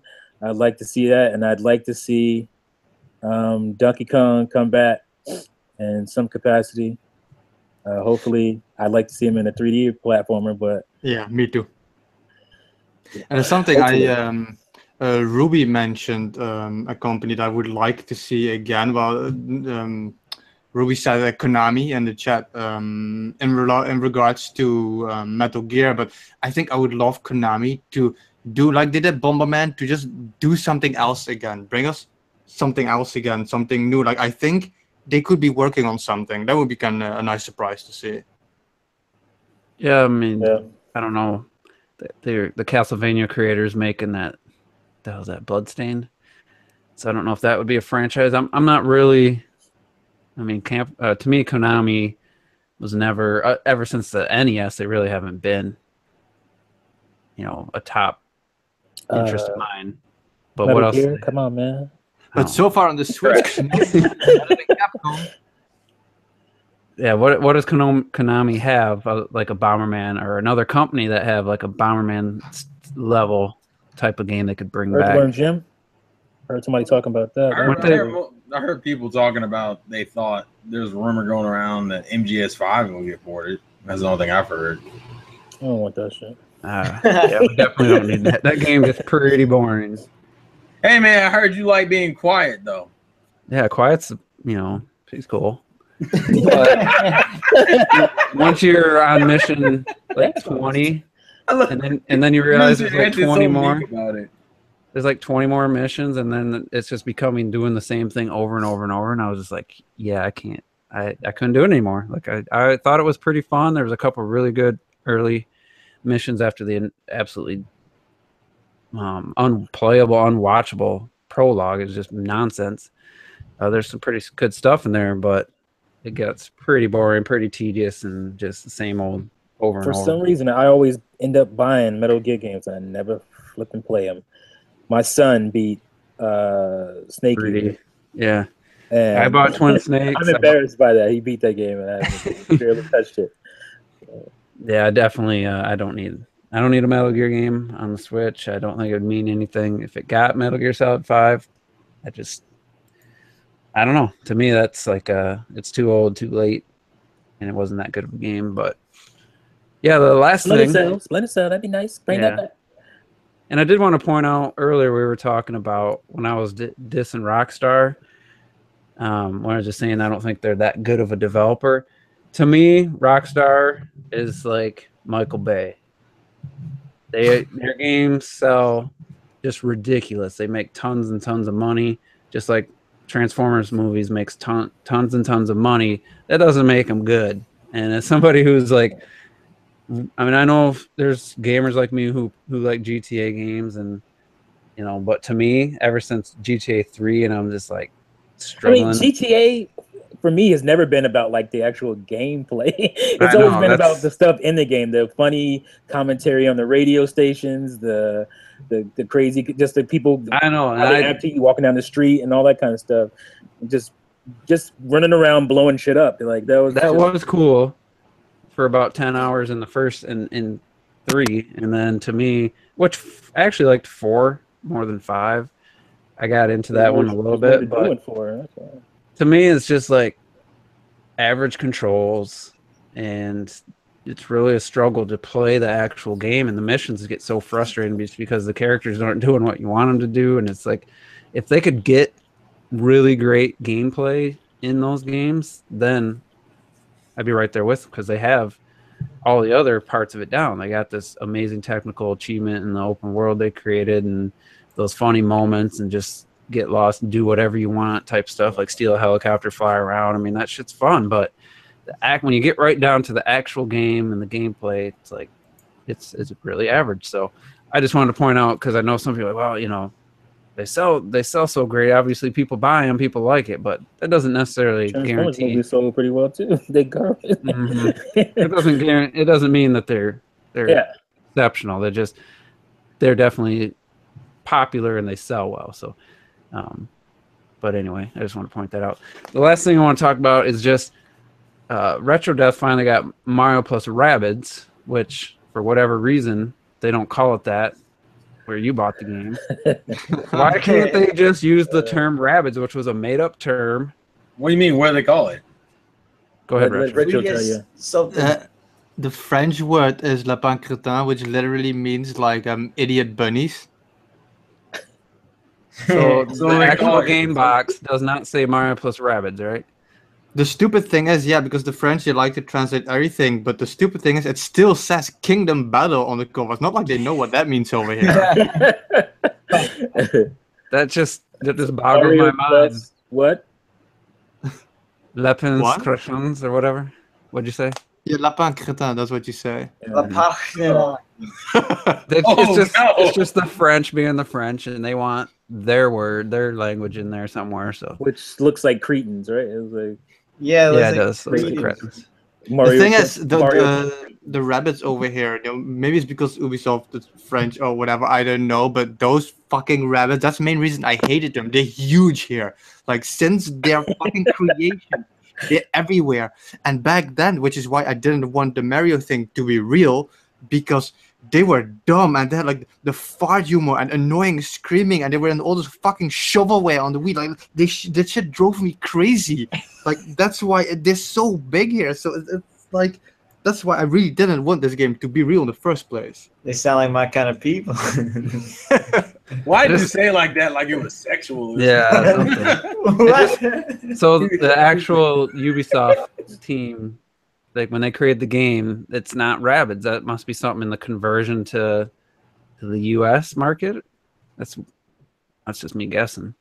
Well, it's just obvious that they kept this name for France, like I said, because that is how it became so big, and it's big under that name. So if you now all of a sudden you change it, that's like if you bring like a new Mario game and in like I know Japan, you call him like Pedro or something. That's not gonna sell. Nobody's gonna know what it is anymore. Then in the UK, it must be Mario plus Rabbids, and I'm guessing. Yeah, it should be technically. I think. I think even if in the Netherlands they release it, like I don't live there anymore, but I'm pretty sure that they just call it Rabbids too. That's crazy that they just have a special version, box art and stuff just for France. Well, technically, you guys have the special version. It's true, but I think even Japan, it's Mario plus Rabbids. It's like everywhere but France, it's Mario plus Rabbids. I'm curious. That's because France is the best. That's why they get special. They are a big Nintendo market, though. So let me let's Mario plus Rabbids Japan box art, because I'm curious. But anyway, how do you feel about the game? Because you didn't have it last week. Well, yeah, like I said, like at first I wasn't planning on getting it because I wanted Fire Emblem, and then they started ruining Fire Emblem. So I was like, you know what? My fiance wants Rabbids. I'm gonna buy this game, and I can't stop playing it. Like the gameplay is just so addictive, and it's so well thought out. And at first I was afraid that because it's still like a Nintendo collaboration thingy, maybe it was gonna be like very easy. But I think starting like the third battle, it becomes pretty advanced already, and it's exactly like what I thought it would be. It's like playing a Pixar cartoon. Like you control your character, and I tell Mario to go somewhere, and they use a team jump, and like the camera angle switches, and they hide behind a wall, and like it is just so amazing. Like it actually looks super fluid. Like I feel like I'm playing a cartoon. Like it looks amazing. Yeah. So how far are you think? I am. I just arrived in the second world now. Okay. I like it because most of the things they have always shown was basically from like the first couple of levels. Even like they didn't even show all the cutscenes. I'm surprised by how many cutscenes are in there. Like, and that's one of the things that like what Robert was hoping for. Like they're actually selling me back on the Rabbids because they Nice. dumbed down on how stupid they used to be, and in France they use them for everything. Like they marketed for like McDonald's and all these fast food restaurants. They thrive on how dumb they used to be, and they really toned them down. And the humor, it's just funny. I actually find them funny now in the game. The interactions with Mario and everything. find Rabbids Go Home funny. I'm telling you. I heard you talk about that. I still have to look into that because, like I said, the only thing I know is like those mini games that are driving me fucking crazy. No, but not the minigame when Rabbids Go Home. Yeah, no, that's why. Like, I still want to look an into that adventure because game, I right? didn't know that yet Yeah, before. it's an adventure. Like it's an adventure game of the Rabbids, and it's funny. They're trying to get to the moon while riding around in a shopping cart. It's so random. Like, I think the game, like, I'm playing this, and you can set like all these skills that people have. Like, you can have Mario attack, like for example, when in an enemy turn, and when this happens, at one point I had like this moment that just blew me away. Like the enemy is moving, and then the enemy jumps, and they reached the limit of Mario's special attack, and so the rabbit was like in the air super high, and the camera angle changes. It goes in slow motion, and you see them snipe from a distance in the air. Like it's so dynamic, it's so active. Yeah, I love it when you get to a point where you put on Mario's stare or whatever, Luigi's stare ability, and you shoot those enemies that come towards you when you shoot them, and then it activates that, and then he goes flying in the air, and then he shoots him a second time, or Luigi shoots him in the air, and it's like he's toast. Where an enemy that used to just destroy you is now just like dead like that, and it's just once that stuff starts to happen, it feels really cool. That felt really cool, and then I arrived in like World 2, and I jumped with Luigi in the air, and everything was slow motion. I was like, hey, why is it going in slow motion? And like the enemy barely can do it too now, and I was shot by like 3 fucking rabbits in the air. They killed me in one hit. Yeah, and then they come run up to you, and they're all dashing you. Like there's 5 of them, and you're just sitting there taking it. It's like, God damn it. But I do have just a couple little things I'd like to hopefully think they'll fix maybe someday, that have been kind of frustrating. Going back, once you beat a world, you can go back and pick any level and replay it. So if you want to get like a perfect score, you can. Love that. It's great that you can do that, but if it's like in later levels, if there's like a pretty involved puzzle to open up the area to like get to the level, you have to redo that when you go in to replay the level. So let's say there's like this, you got 4 switches with colors, and there's all these pipes you have to line up. Like when you go back and replay the level, you have to do all that bullshit again. And sometimes you know the solution, but still it's kind of still a relearning process unless you have like fucking perfect memory, or not perfect memory, but photographic memory. You might instantly remember. But so I'm like, gotta go through that, and then you do the mission, and then sometimes there's 2 like linked together, so then you gotta go play the other one. Well, you have to walk to that one, and then you have to do another puzzle again, and I'm just like, I just want to play the level, the battle over. So that's a little bit of an inconvenience, in my opinion. And then there is a few technical quirks where the game's gotten kind of stuck on me, where it happened once where I got caught on fire, and Mario didn't have anywhere to run because he was surrounded, and he just, for 5 straight minutes, he's like, woo, woo, woo, like making his noise running from fire, and he couldn't move, so it never ended. So it let me hit start, and let me restart the battle, but I was far into it, and I didn't really want to. And then there was just another couple other glitches where I'd go in a pipe, go to a secret area, and then I go back through the pipe to get back to where to go advance, and it give me the A prompt, and I'd hit A, and nothing would happen. And it's like, God. And I actually had to restart the game, because restarting to my save point, I had to shut the game down and reboot it to fix it. So just a few little technical difficulty things that, you know, as a Nintendo fan, I'm not, you know, and as Mario in the title, I kind of didn't expect those, I guess, and it's a little disappointing that there's some technical quirks. But other than that, the only thing that really, it's just, it gets a little tedious at the end. It's, you know, there's not a whole lot new to it. You know, you move your character and you set up your shots, and, you know, after a while it gets a little repetitive, I think. So it is a good game, and I do want to finish it by Friday before Samus Returns comes out, but I am feeling a little redundant by halfway through World 4. So the only thing I don't like about it so far is that, and I think it's just bad programming in general, or bad game design, I should say, is that I got free DLC with it when I bought it, like just a new weapon for everybody. This pixel weapon looks really cool, especially that actually is a good weapon. It's like pixel related, but so I got this weapon, and it's like the 4th weapon on the screen. So basically, all the weapons before that, I never used it for anybody. And then in the game, you unlock levels, weapons so often, and so many at the same time. Like half the weapons, you're never using them. There's way too many weapons, way too fast somehow. It's a bit badly allocated, I feel, all that shit. Yeah, I guess, you know, they got a new weapon that has honey damage. They got a new one. Yeah, I don't really agree with bounce that. Damage. I do agree, because as soon as like a more powerful weapon comes out, I pick that one, and I have found no benefit to doing like the different types. Like, Really? yeah, honey, great if you got, when you're lower level, when you can kill people in a couple shots. The bounce, to me, by far is just always the way to go. And but as soon as I buy the more powerful weapon, it's like, I'm never gonna go back and use these other weapons. So well, I'll throw my hat in the ring, because the way they have the weapon stack is usually you unlock maybe like 2 or 3 weapons in a row, and those weapons all have like the same damage output, but they all have different status effects. And I used to, for the longest, I think in the beginning, in like the first world or so, I'm thinking, oh, well, bounce is the best effect. No, it's not. It can work, but I feel like it's a lot of experimentation with having different elemental quirks for each gun. Works out even better, which is why I think they give you the choice. They say, all right, you unlock like 3 before the next match. Pick which one you want to use, and you'd be surprised based off of your enemy's abilities which ones are the best. Like for the stupid ones that walk up and every time you attack them, they walk towards you. Mm-hmm. Honey is the best for that, because it stops them from being able to cheese their way halfway across the map just because you're shooting them.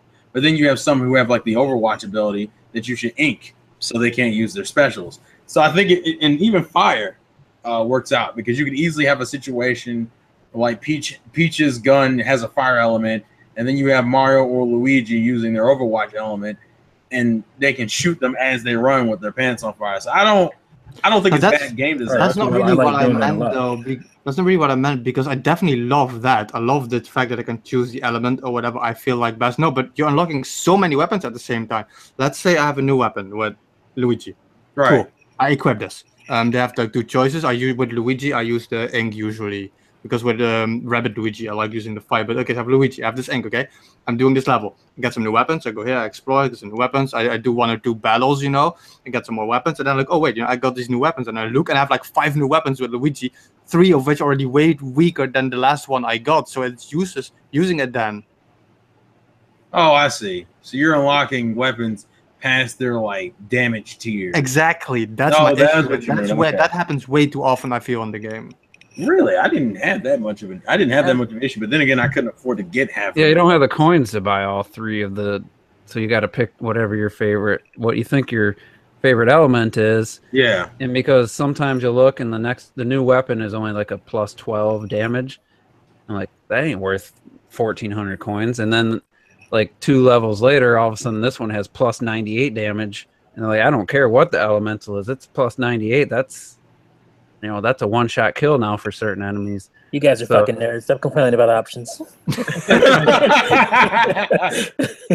So it's like, you know, I do agree that, you know, there's some incremental weapons that just really aren't worth being in there, because like unless you really just want to have every weapon, if you're smart and you probably don't even have enough coins to buy every time you get a new weapon upgrade.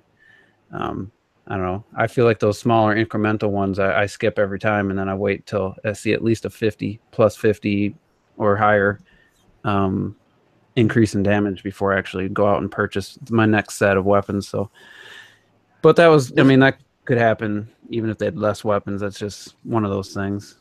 Just to end then still, so that I'm basically done. That's everything I could say basically. Like one of the things I absolutely love is just Grant Kirkhope. He did such an amazing job at this game. Like, and then like the end of the first world, you're climbing that tower, and the music there was just incredible.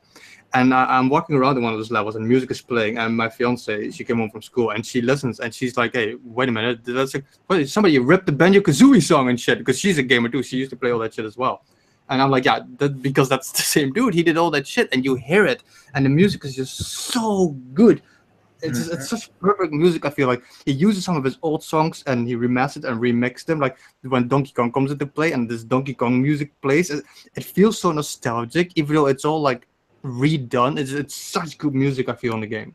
I love Yeah. that. Like, I'm gonna break your heart then, because castle.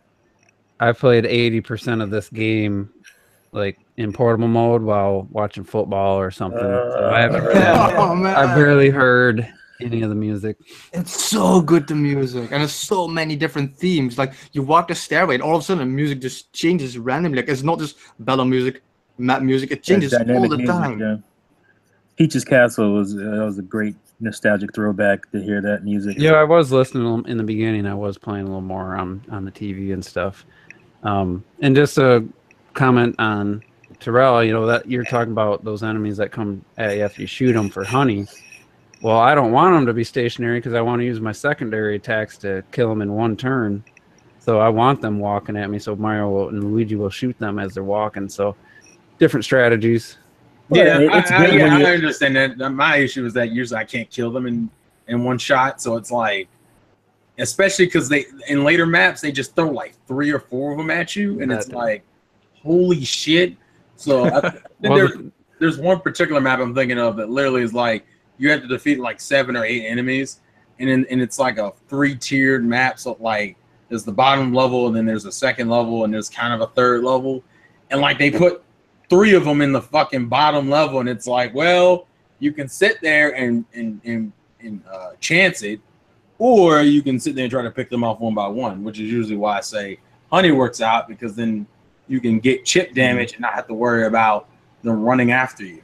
That's just, yeah. Another smart strategy is to use your movement turn and dash into them, because they don't charge you after a dash. So use all 3 characters, and especially the ones that can hit 3 characters in one dash, and take, you know, right off the top, take like 200 off those high level ones. Oh yeah, dude. Before you shoot. I'm about to say Rabbid Luigi is the G in that.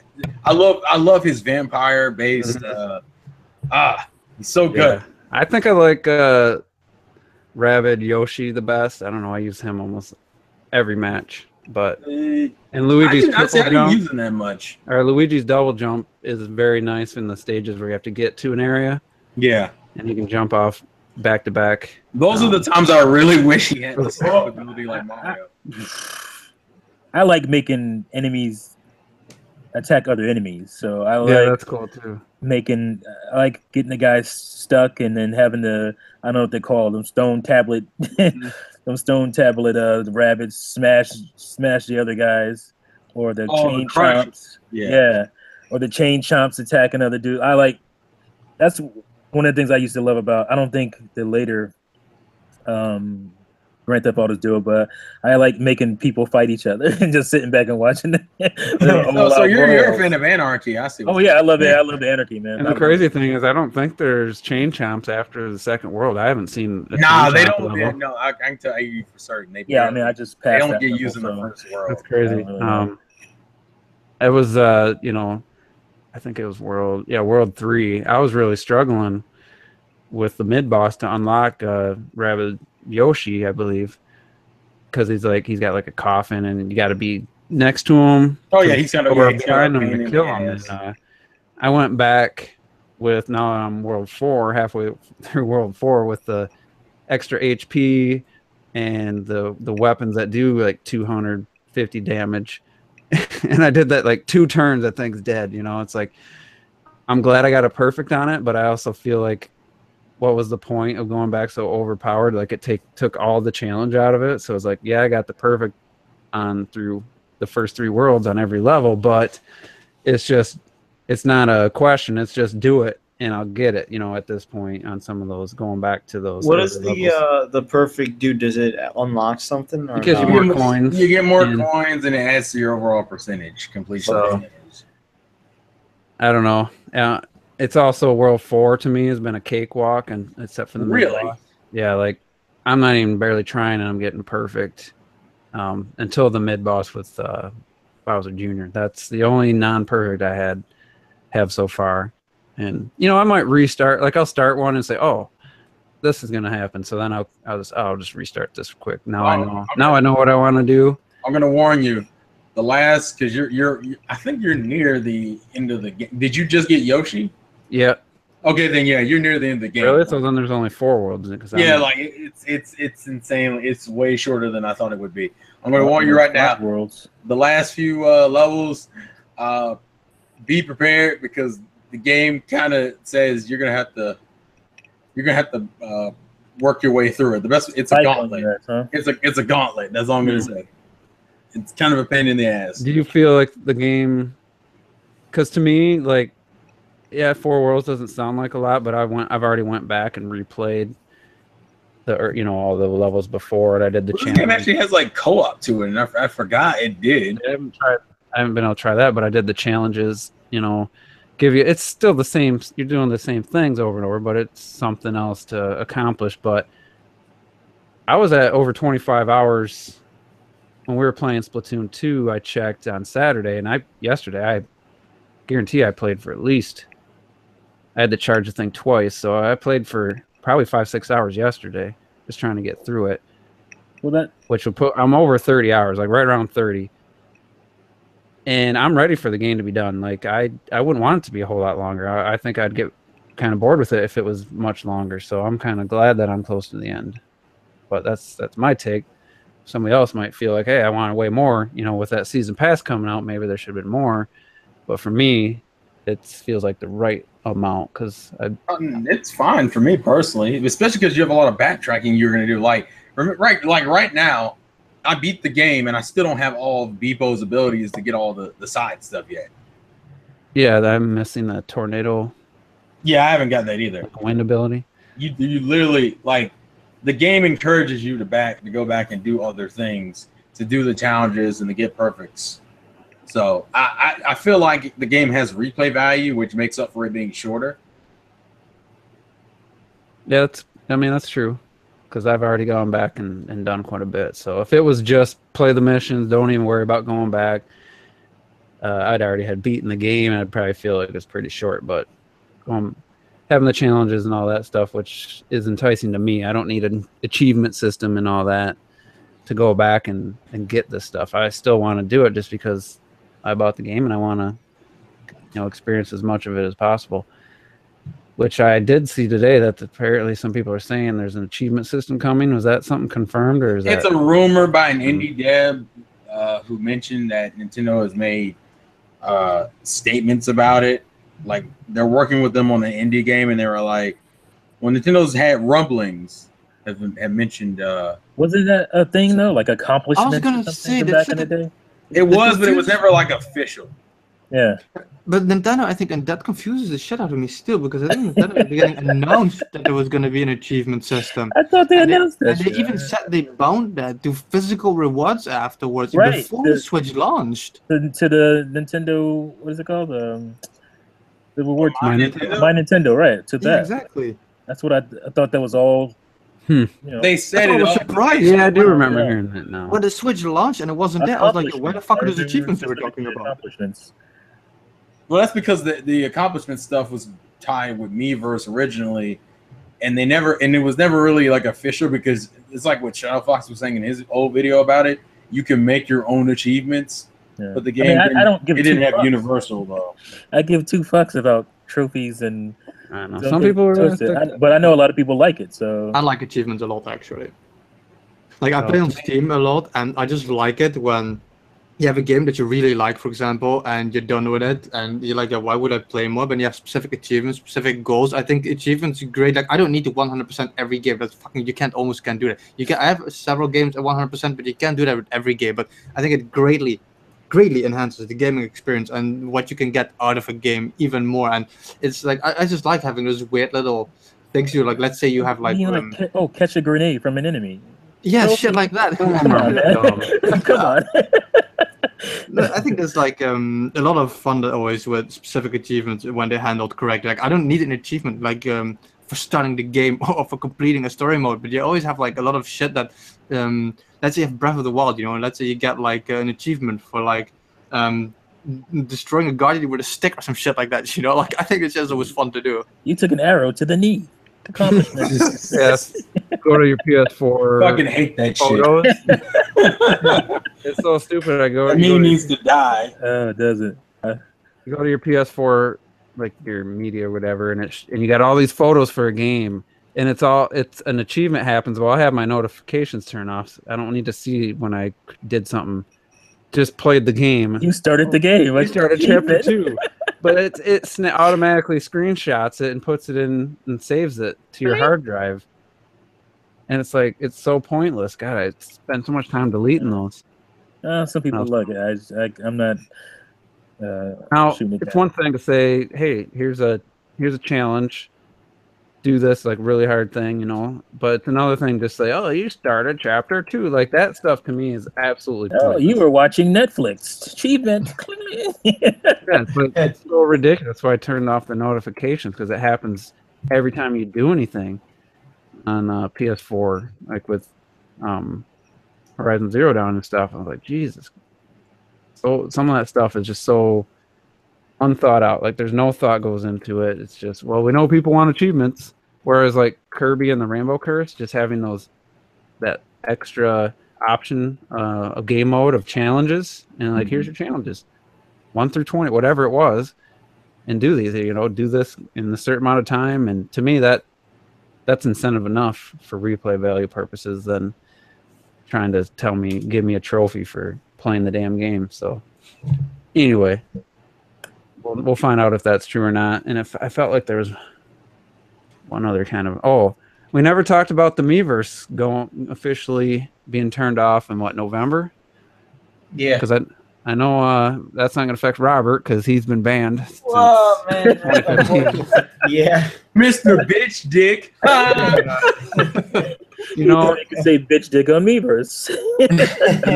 he thought it was just a private message thing that he was talking to his teammates. I totally thought. Oh well. But anyway, it's That's terrible. because I haven't touched my Wii U hardly, and it hasn't affected me like I thought it would when I saw it. You know, I was like, why doesn't this bother me more? But I'm already over the fact that it's not on the Switch, and I did like the little individual communities and stuff. Being able to post directly to Twitter is cool. You know, it's not a bad thing. I like doing it, but not having those specific game-specific communities, and I just felt that was really cool when the Wii U was in its prime, when I was playing it the most. I really did enjoy it, but I really don't feel anything about when I heard the news that it was shutting down officially, just because to me, well, you don't play the Wii U anymore, so Yeah. at this point, you don't give a shit. but if you heard that wouldn't be a thing, so never mind. Let me shut up. but if it was like while the Wii U was going, yeah, we're shutting down Miiverse, I'd have been pretty damn bummed. You think Nintendo will try anything like that ever again? I mean, anyone? At this point, we'd just be happy to get a damn messaging system. You know what I'm saying? Like, I think that's the reason most people miss Miiverse so much, especially as Switch owners, because it's like, well, damn, at least we can message each other in some kind of way. That is true. It is pretty ridiculous that you can't even on the app, on the online app, you can't send a message to a friend. It's ridiculous. That is, out of all the things people say they want in an update, like, to me, like, that's got to be on top of the list. And they just updated the frickin' parental controls app got an update on Android last week, I believe. But where's the Nintendo Switch Online app? Where's the update for that? I mean, they had to have gotten plenty of feedback. You mean the update that deletes it from our system and makes it a part of the Switch itself? Because that's the update most people want. I'd like just a competent version where I can turn off my screen and minimize the app and still be able to hear you guys. I would actually probably use it if I could do that, but it's just not an option. But putting on the system, and what are you gonna? I know Terrell, your Switch is right by you, but how are you gonna hear voice chat? Someone like me, I sit 12 feet from my Switch. I ain't gonna get no voice chat unless I have a 15-foot cord to a headset. So I'm one of those people who would rather just have a really good. Oh yeah, let's point that out though. Visor Red Grunt said in the chat that not only you're just killing Miiverse, you're also killing a lot of aspects of like Mario Maker and certain games. Oh yeah, and then people's artwork, I guess they can save it somewhere, and they'll be able to view it. They can say all their posts. Yeah. There is this dude who like weekly, I think his name, God, I forget his name now. He would have weekly, almost photorealistic artwork of like superhero, like he did a Batman vs Superman one, did Wonder Woman, he does video game characters, just amazing. And it's like, and it's not in the most, like, even if you save it to your phone and stuff, it's not really that high of quality ratio. Yeah, it's not good quality. Yeah, it's like you go to your phone, you can always save it, but it's the size of it. Yeah, it doesn't look good. But there's a lot of posts on there. Mario Maker like, I don't know. Some of my Mario Maker levels had like 20 plus comments on them and stuff. So it is kind of sad, and it sucks that they couldn't find a way to bring it over and with the Switch. But I think Miiverse is just a very ineffective system somehow. I think what you can do now, it's a lot more productive, both for the users and for Nintendo themselves, just instantly sharing to social media. I think Miiverse, like, it was always fun, but I think it was extremely restricted in every aspect. I don't know about that. I just feel like it wasn't. In a way, it was a slower process, and it was. If it would have just had your friends list and your messaging and everything just right there, easy to use, and not had a separate friends list and all that, and if they could have improved on it and streamlined it, I think it could have been great. But I did like, some people didn't, but I did like the fact that they had moderators, and inappropriate content and stuff was I don't agree. Somebody trying to promote their YouTube channel or something for personal gain, or saying inappropriate stuff. Like there's no place for that. Like tranny. You got like characters in Splatoon named like "suck my dick" and shit. Like that shit has to be monitored too. Like you see all kinds of anti-gay and minorities, and it's like this is broke. Like this needs to be monitored. We don't need this kind of shit in a Splatoon lobby or Inkopolis or whatever, the square. Like to me, like I don't think there's a place for that. So I don't know. It's there though. If all those people that complain about the Miiverse, well, on Splatoon 2, if you can find a way to draw on your screen and make it look good, which is very hard to do, but there's a lot of anti stuff on it, a lot of hate kind of stuff I see every once in a while. For the love of furries, man. It's for the love of furries. It doesn't make any. Yeah, I mean, even talking about Nintendo. People give Nintendo all this shit about they're overly protective and stuff, and they just do this weird shit like this. They allow this kind of stuff to go on. Some of us don't want just idiots spouting right. hate and stuff, like and negative stuff. Like that's what was so nice about the communities for me, is like these people just like the game and they want to talk about it and they want to share screenshots. Hopefully they don't have spoilers. Some people did. You could report it if it was a spoiler, and then they'd get notified. Keep your politics and all your bullshit out of my video game. I know. Yeah. It's like every game where those Miiverse posts showed, like the I think it's new Super Mario Brothers, like on the Wii, where on the map and shit. I always turn those off, and with Yoshi I always turn those off because either there was bullshit or spoilers. There was never really anything. Really, all I saw was like in Mario 3D World, people had super like funny comments about the actual level.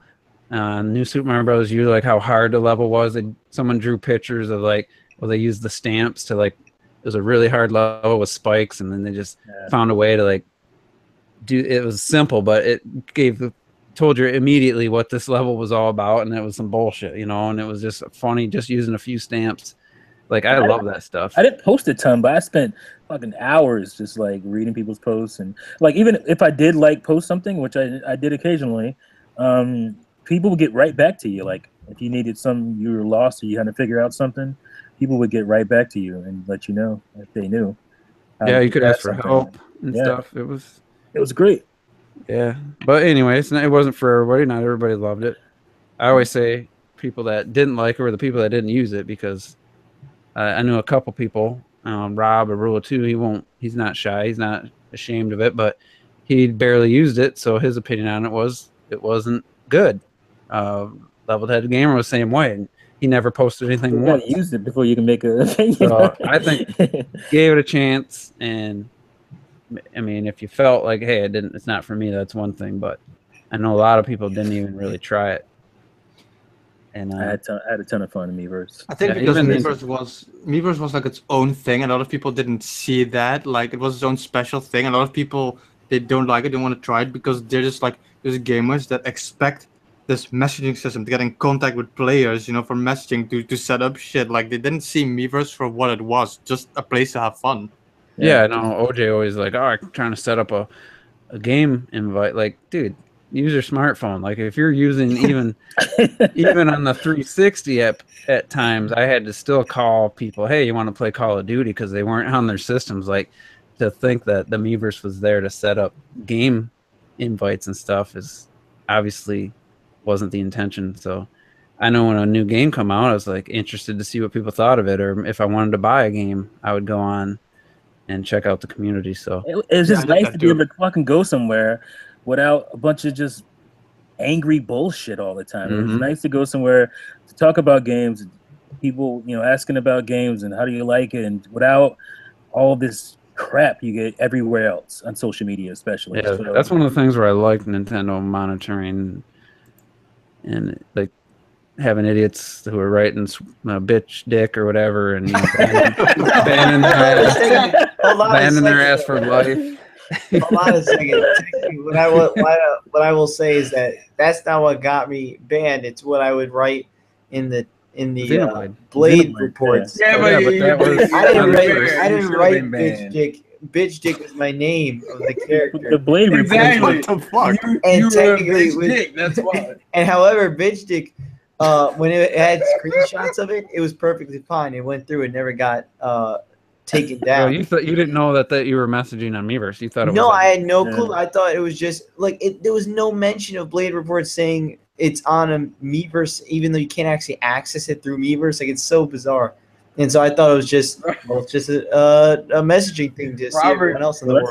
Robert would be that dude. Robert would be that dude who would like sex a girl on Facebook through like wall posting shit. It's like don't post that shit on public. I didn't know it was posted to everybody. All my friends can see that. I mean, I love Miiverse again, fellas. Oh, chill out. I absolutely loved Miiverse. I love, you know, whether it be posting on, oh, this game's awesome, look how good this looks, or look at my creation in Minecraft. That was huge. I like posting the Minecraft stuff because, you know, how else are you going to do it except for like Twitter? It's cool to share stuff like that, and like the Mario Maker, of course. But you know, I mean, I got banned 2 years ago, so it didn't really mean much after that. My last post, you could still see it was one of the Minecraft creations, and that was it. After that, I just got hammered, man. It was like 7, 8 in a row. I was like, what? Wait, from what? From what? And then I clicked to view the post, and it was the message of that, and I'm like, I don't even see this on my profile. How did they get that? And I'm like, oh man. Oh well. Lesson learned. Sidekick Cooper said he wants to get banned from Miiverse on the last day. Yeah, you can start right now, see if you can get banned, test them. But you know, there's going to be updates for those Wii U games to not support the Miiverse anymore. So yeah, I think one just got forget which game just got an update. Is it a Mario Maker? I don't know if that got something. Just got it. I just saw an announcement that a Wii U game got an update, and I think it's probably for that. Oh well, I know Smash did. Yeah, they added a new character. You're funny. All right, so I think we've gone on long enough. We've You sure? yeah, I think so. Okay. Terrell, how's that tropical storm? I am not wet, and I still have electricity, and this podcast is going pretty well. So I think I'm good. Facebook just asked me, "Am I safe?" I had to be like, "I guess so. I'm not dead, so I guess I'm safe." Well, And then my boss called me and said, "We're going to work tomorrow." And I went, "Fuck." So It's amazing how quickly that thing dropped in Sure. categories. Yeah. Like, hey man, once it hits land, it doesn't get it. It can't keep. It can't. Yeah, it make loses because it loses steam because it gets all its Although I think Well, people in basically, Florida are pretty ticked off right now for obvious reasons. South Florida especially. Yeah, yeah, they got hit, because it was still Category 5 when it was hitting South Florida. So we just got a whole bunch of fucking debris on our My roads. family in Tampa, it didn't seem like it did too much over there, so that's good. yeah, I was worried that how big it was. It wouldn't slow down because it was bigger than the width of Florida. So I was like, shit, if this thing stays Category 5 for a while, there won't be much left. But yeah, so it sucks, that happens. But and it's surprising that it seems like every 3, 4, 5 years a big one hits, but they hit all the time like the lesser ones. Oh, and by the way, today is September 11th. Oh yeah. That's Oh, the whore. Always remember.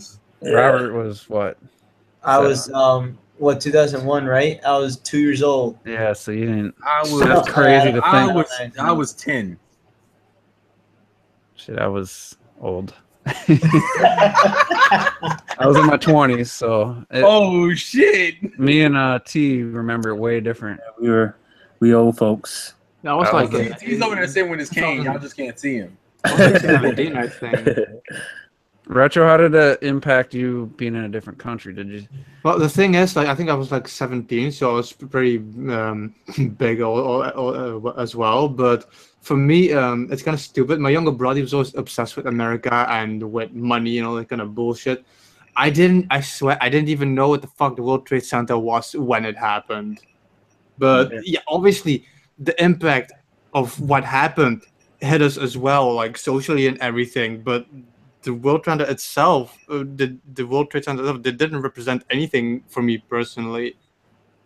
Yeah, it's it probably, I'm just guessing, but to people outside of America, we're probably like, wow, I can't believe America got hit, because all intents and purposes, we're quite a bit, distance compared to, let's say, Europe is like bordering a lot of those countries where, the terrorists tend to be from. So I think it was probably surprising in that way. But for us, as an American, to that first week back when they football, the following week after, they canceled that week, and then the next week came back, and all the national anthems had like giant flags, and like that's the first time like patriotism has got me choked up in my life. That was the first time, so it really, it was for tough, me. It had a big impact.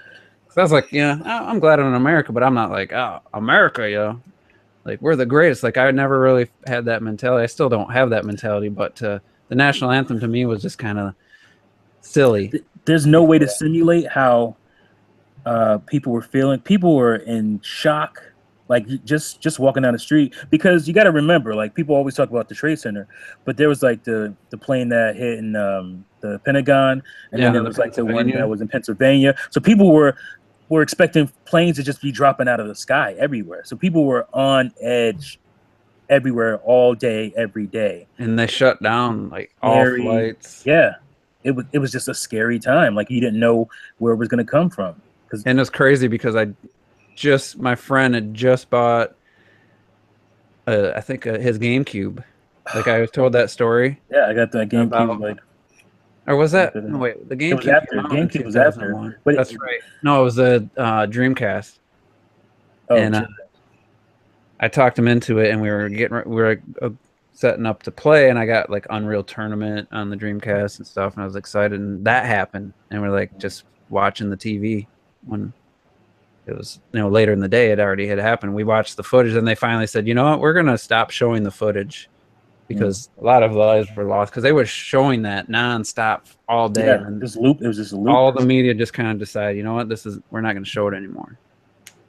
And it was just crazy. Well, I was gonna say that put a damper, you know, because I felt bad about like having fun playing video games. So you had the GameCube that came out like, you know, a month and a half later, and it wasn't fun.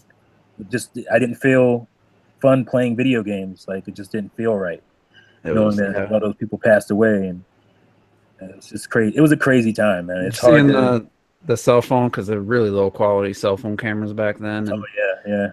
And you just saw little specks fall, like people jumping. Those are people, man. Because they were on, you know, the fire and the smoke, and they were just jumping, and it's like I just couldn't believe what I was seeing. So it was crazy, and hearing firsthand like what happens when they were hitting the ground while people were evacuating. So like people were afraid that someone's gonna land on them and kill them. So it was like I heard a firefighter or something, he got out, but he was talking about when they came out, all of a sudden they heard loud thuds all over, hitting cars and stuff, and it was just like, it was crazy. Like it was like that movie. I hate to bring it up, it's an awful movie, but the minute I saw those images, I thought of that The Happening.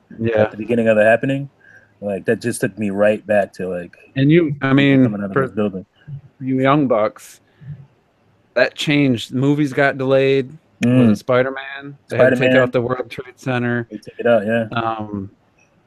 Music songs that had like anything in the title remotely related to killing or death. They were changing song titles. On a Schwarzenegger became governor. Some TV shows like Friends, I really like that sitcom. For example, they had an episode where technically one of the main characters were in an airport and joking about bombs and shit. They completely scrapped the episode and rewrote a whole new episode. That happened all over the place. Shit. Yeah. Yeah, people were like, I mean, they were afraid to release anything remotely about that kind of stuff in the movies, TV shows. I mean, it was weird. There's never been anything like that. Schwarzenegger movies were so terrible that he became governor. You know, that's like what I said. Like the World Trade Center itself. Like the World Trade Center itself didn't mean anything to me as the building, but like everything seriously over here too changed. Like not just in the media, just everything. And like even over here, everybody's afraid now, and you're seeing it for like several years now. Like over here now, they're using the vans and everything. Like everything changed even over here since that day. It wasn't about the building. It's just like if you were in New York, if you saw movies from New York, you always saw those two towers. Like, that was just a big symbol of like, you know. And the tallest buildings in America, and for someone like me who looks skylines and stuff, it was always. Yeah, that was the most distinctive thing from that New York skyline was those two twin towers standing there, and you saw it in millions of movies. Like that was just a symbol of New York. It was a big thing, and you know, watching any movie after the fact, that like that one with the tightrope walking guy. Yeah. Even that, like a year ago, I watched that, and it still hit me like, oh, I forgot what those buildings look like and stuff. Like it's never listening to Notorious Big songs where he says "blow up like the World Trade." Like that was like 7 years before it happened. Well, he had the bombing in '94, and that's what he's singing about. But now I can't even listen to that song because it just reminds me of actual. Yeah. So sorry to bring down the podcast, but you know, we had to give it a moment. You know. Yeah, it's been. What is it? 16 years. So the 15-year anniversary was last year. I don't think, obviously, the podcast it wasn't on a Monday. So, you know, it's just something part of history, like Pearl Harbor or the Hiroshima and stuff. Like it's terrible stuff, but it's a part of history, and it'll always be talked about. You know, for years, for probably ever. I always thought from being here in Europe, like because of what it represented in America, the buildings, like people like Robert, for example, who basically were born almost like before it happened, like who has no idea what it represented. That whole, I can't even imagine how that must be for people who grew up like without knowing it somehow. Yeah. Have you watched any, Robert? Have you seen any documentaries or anything about what that day and The footage that people actually recorded. I mean, I've seen footage and Have stuff. you seen the movie World Trade Center or anything like that? No, I never saw that. Never saw that one. I couldn't watch that. The one about the plane that crashed. Like, I thought it was too soon when it came out. Was it? Yeah, it had the flight number in the title, and I still haven't watched it. I don't know if I want. I mean, they don't really know what happened, but they had phone calls because the terrorists let them, say goodbye. So they got to call people. So there was recordings, and they had an idea. But I still don't think I can watch that. So I haven't watched it to this day. I watch maybe the first 20 minutes. I can't get through it. Mm-hmm. Too much. But anyway, it was a tragic thing, and it is interesting to think that Robert and Terrell really didn't impact them like it did the older people out there like myself and T. Yep. So it definitely it must be what the people that lived through Pearl Harbor. For me, it's just history, and there's a terrible movie based on it. But for some people, Michael Bay again. What a shame! What a shame to take that topic and make that movie. Travesty. It is. It's an insult. But anyway, let's do final thoughts. Let's get out of here. We'll do final thoughts and get out of here. So Terrell. Hey guys, are you excited for the most amazing game that's coming out this week? Which no one's gonna take a guess. No one's gonna take a guess. It's really obvious, and it's something. Knack 2. Metroid. No. Knack 2 was out last week, and apparently it's better than the first one. No, we're talking about Rayman Legends Definitive Edition that comes out tomorrow. What? I didn't even know it comes out tomorrow, guys. No one's excited. Y'all some bitches. But you know it's gonna sell. Nobody even knew what shit was going on. I'm just being stupid. But good podcast. I felt like I wanted to cry near the end of it for some reason. I don't know why that happened. It was a weird thing. I don't know what that must. Hey man, I might add some onions. I don't know what the fuck happened. Anyways, good podcast. Direct Wednesday. That should be fun. Where's my Lola Pop? I need it now. I'm serious. Like, she's fucking adorable. That thickness. No, she's adorable. There's a difference between being cute and thick. Lola is adorable. Twintel is thick. All right, that's how it goes. All right, that's besides the point.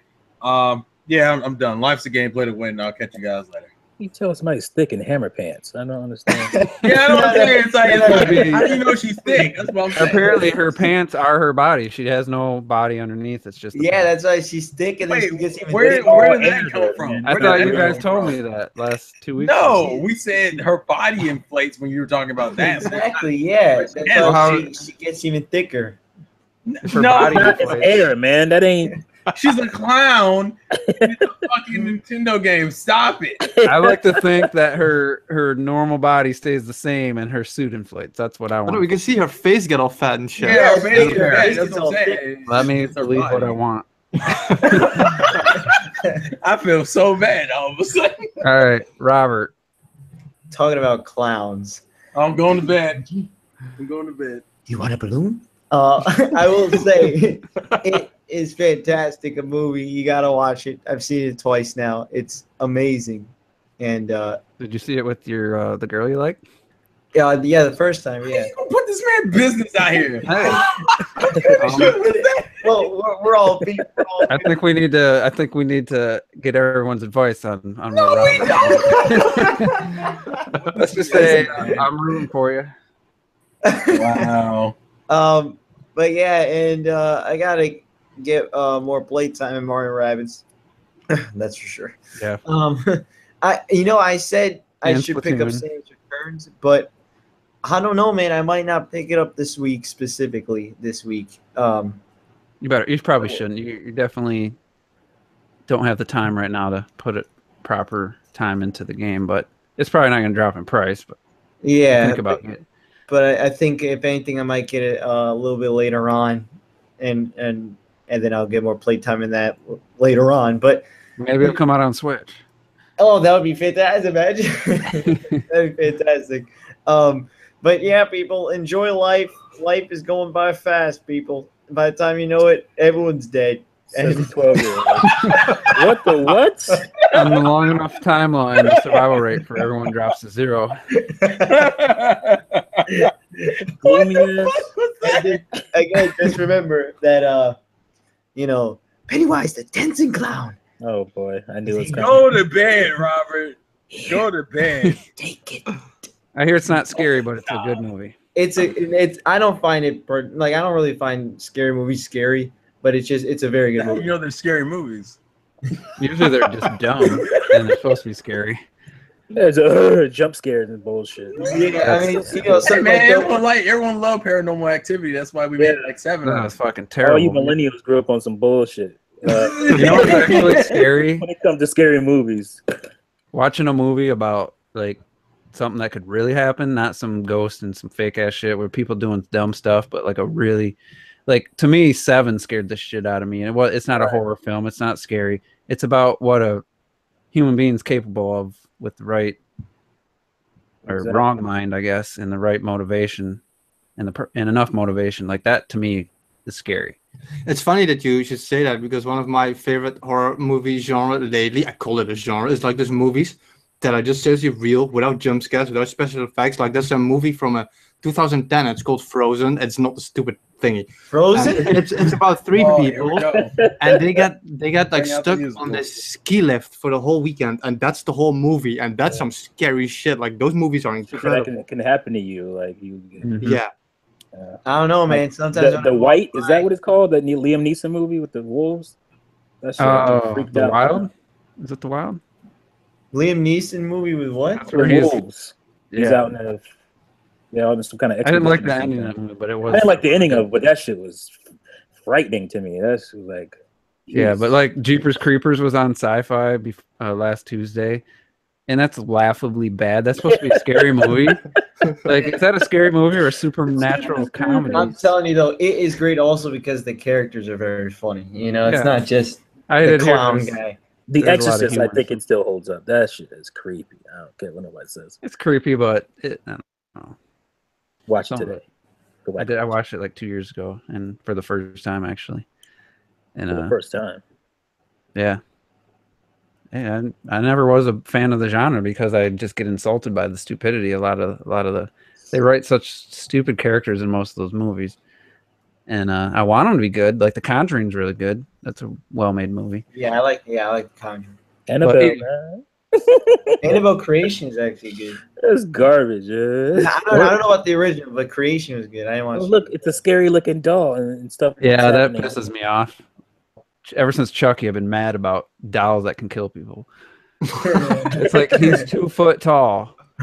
I don't care. You know, the thing is, I'm gonna inject myself into this particular conversation because Chucky caused a lot of emotional trauma for me as a child. No. Because That as was a child, Freddy. Chucky is scary as shit. All right. No, So was Freddy Krueger. I've had nightmares about Freddy Krueger. No, I never thought Freddy Jason. Krueger was scary. I had a nightmare about Jason. It wasn't quite a nightmare, but about 2 weeks ago, he was just like always chasing us down. It was like that movie It Follows. Jason Voorhees? Yeah, we couldn't get away from him. And he's just always there walking. We're like, no. I'm like, how the fuck did he find me? Like, I was mad.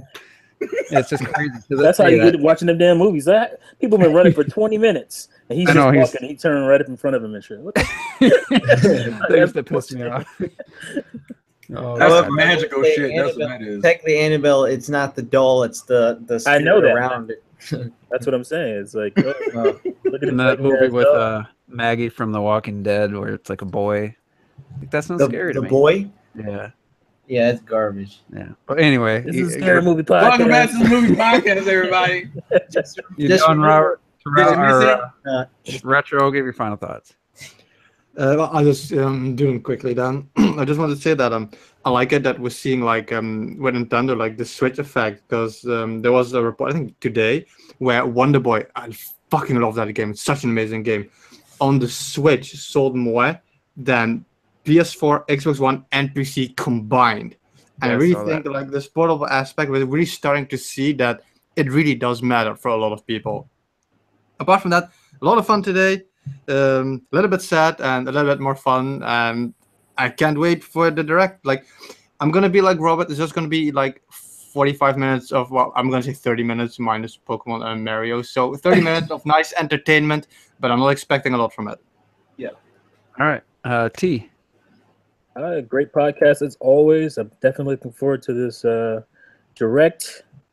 I think we're going to get at least one good surprise in there. So I guess we maybe will do the live stream. We'll see. Tentative plan. Yeah, stay tuned, just in case that happens. But yeah, I haven't seen it yet. I want to go see it. I know the original one obviously doesn't hold up. It was a TV movie, obviously. It's still surprising how much stuff they got away with in a TV movie. Some of the acting is kind of laughable, especially when they become adults. But I just like that whole 80s kids on the bikes thing. I always loved that. So Stranger Things is fantastic. Yeah, you don't see that anymore. You don't see a bunch of kids riding around on bikes. Everybody's on a damn, what do you call it? Social media device or some crap. Oh. Kids aren't out running around having adventures and stuff like we used to. So it's kind of sad. But I don't want to get killed by Pennywise. I don't want to float. I'm not trying to float too. Remember the summer of those weird clowns messing with people? Like, yeah, that was literally like last year. It was like, what the hell? Yeah. But they weren't doing anything. Some of them were. Yeah, well. But anyway, as always, play Nintendo Foods. All right, and I'm glad Retro brought that indie developer Wonder Boy selling better than the other versions combined. So I think that's why we're getting all these announcements of indie games and now other third-party games and stuff, because it is good that Nintendo fans are the best fans. That's why. Yeah, that's for like, who was it saying that they always bring their game because Nintendo games? It was the Faye developer. Yeah, he says because they're more open to new ideas and stuff, and it's true. Like I've been saying this since I get on YouTube and having many podcasts with tons of different people, and they're all talking about, so and so Mario's not cool and this and that. Like Nintendo fans can like anything because they've already accepted a game like games like Mario Brothers and Donkey Kong, and we're already we have no wall up. Like there's no wall. I can't play that kiddie game. Like that wall is knocked down. Everything's open to us. Like from horror games to first-person shooter action games to puzzle games, like everything is open to a Nintendo fan because you have no wall. Because for a lot of the non-Nintendo fans, the wall is, well, I'm a man. I'm a grown man. I can't play that. That kind of stuff. So as a Nintendo fan, I know that there is no walls. I'll play any type of game as long as the gameplay is good and it plays well. I'll play it. I don't care. I guess the only thing would be if it was just like directly geared towards 5-year-olds, like something ridiculously geared towards 5-year-olds, something like that. But we don't have those walls. A lot of people have, and these indie developers know that. So I think that's why we're getting all these games. Hopefully, a bunch of them don't get delayed, but actually there isn't. I hope some of them do, because there's just so many games coming out that, in these next few months. But I think that's cool, and it's good that the Switch isn't just selling like the PS4 and then games aren't selling, which makes no sense. Like a few games sell really well on the PS4, and most of them, don't do that well compared to the install. So it's all good news right now for Nintendo. So hopefully this Direct is great. I'm sure there's gonna be people disappointed that hype themselves up for Metroid Prime 4 footage and shit. So, and it is what it is. So they're always looking for things to bitch about, and we'll find out what it is. Hopefully we do that live stream. I think that could be fun. I remember the one with Robert, the 50 facts about Smash was fun. The Bayonetta reveal, that was fun. So no, it wasn't. I even like the Game Awards one, but everyone don't like the Game Awards one. That was that was You terrible. mean when I sold out for like an hour or so? what? Because we all hated that fucking award show. Which No, one but was it? I remember it was the one where I don't remember, to be honest. Come on, Robert. It seems like they had a Robert, good. why even bring it up? It was the I'm year pretty sure after. I'm pretty sure it was like 2 years ago now. Oh, was it the Kojima dick riding thing? Wasn't Cranky Kong? No, No, it was no, the no, year no, no, after. no. Maybe it was because it was No, the year it was, after it they was showed one Zelda. that already had like them set up like all It was fancy. 2015. It was 2015. No, I thought it was the one where they dick rided the shit out of Kojima, and I think Juice was like the most aggravated. Oh yeah. Oh Yeah, no. because he- It was the Because he Iwata, was like, remember? well, Kojima ain't done shit that deserved all that. Jeff Keighley was like crying. On his knees and Oh yeah. He's about This dude- sucking him this dude- off right He there. had, and the dildo was all up in his ass, man. Yeah, Oh he my was like That man he loves was anal. crying. Is I that the can one where remember- giving awards out on stage, like, oh, by the way, Nintendo just won Best Publisher of the Year, Yeah, that's how- Developer of yeah. the Year. Yeah. Yeah, Go garbage. watch. I think it's Croby Cat's E3 2015. It has to be that one, right? Where Jeff Keighley. It's amazing. Oh, the Game Awards, yeah. Yeah, Croby Cat's video of the He's Game like- Awards. That's what it was. The Game Awards. I think that was 2016 because 2015, I don't think he could make it. In 2016, he was given a lifetime achievement it or was something. 26. No, but it was the whatever. I don't even think it's No, that was matters 2015. much. No, There it was had to a be tribute. 2015. There's Yeah. a lot of specifics Yeah. that don't matter this much. I'm just gonna throw that. But out. yeah, It's- it's embarrassing to watch that. It's hilarious. I don't know if that's the one where he puts in the. He does like Jeff Keighley's like looking off to somewhere, and then the camera comes to him and he lets them know that they're live, and he Mhm. goes from like a stone face to like a smile. And Yeah, then, yeah. Croby Cat cuts in like Angry Joe saying, "Look at that fucking smile." That smile took fucking years. That's years of training. Yeah. It's great. That's a great video. I love it. Yeah, you should link Yeah, that it's because good. I'd like to check that out. So, Yeah, I gotta put it up for you. It's funny. all right. Well, anyway, thanks for everybody for tuning in. It was a good podcast, interesting podcast at times, and hopefully we'll be there for the live reactions to the direct. I could understand if people don't want to watch it live, but at least we'll record it live so that when it re-uploads, people can check it out. And trust me, you want to see some reactions. If you're a Nintendo fan, I don't know that you'd want to. If you're a really diehard Nintendo fan, Switch owner, I don't know that you'd want to watch our live reactions like as it's happening. I'd probably recommend watch the direct first, but some people. No, Regardless. don't downplay the stream, God. We haven't even started. No. Come hang out with us. You can go back and get all the details later. Yeah, like what kind of shit is that? No, I will say This that. is like just sitting there like I don't know if you're gonna want to watch it with us. I mean, you can if you want All right. to. He's right. You can watch it later. You can come That's for what the I do. entertainment. Sometimes I'll listen to other people's live stream and I'll just go back and. I'm telling you, you're gonna enjoy it because I'm always hyped for anything though, so I like having it. It's All gonna right, be good. so guys. yeah, we'll potentially see you guys in a couple days. So if not, we'll definitely be talking about it. Next Monday is gonna be tricky because my team and T's team play a Monday Night Football, which starts at like 8:30, 8 or 8:30. So we'll have to decide if we're gonna just do a short one or wait and do it a different day. So I think if The not, game we might be over should quick. do like the live reaction, and that could be like the cover for. that could That's be true. That could be it. yeah. We can all Trash. talk afterwards. They got But, yeah. embarrassed last week. Look for the Lions to throw up 40 So it might points. be a quick game. But anyway, that's gonna be it, and we'll see you guys next time.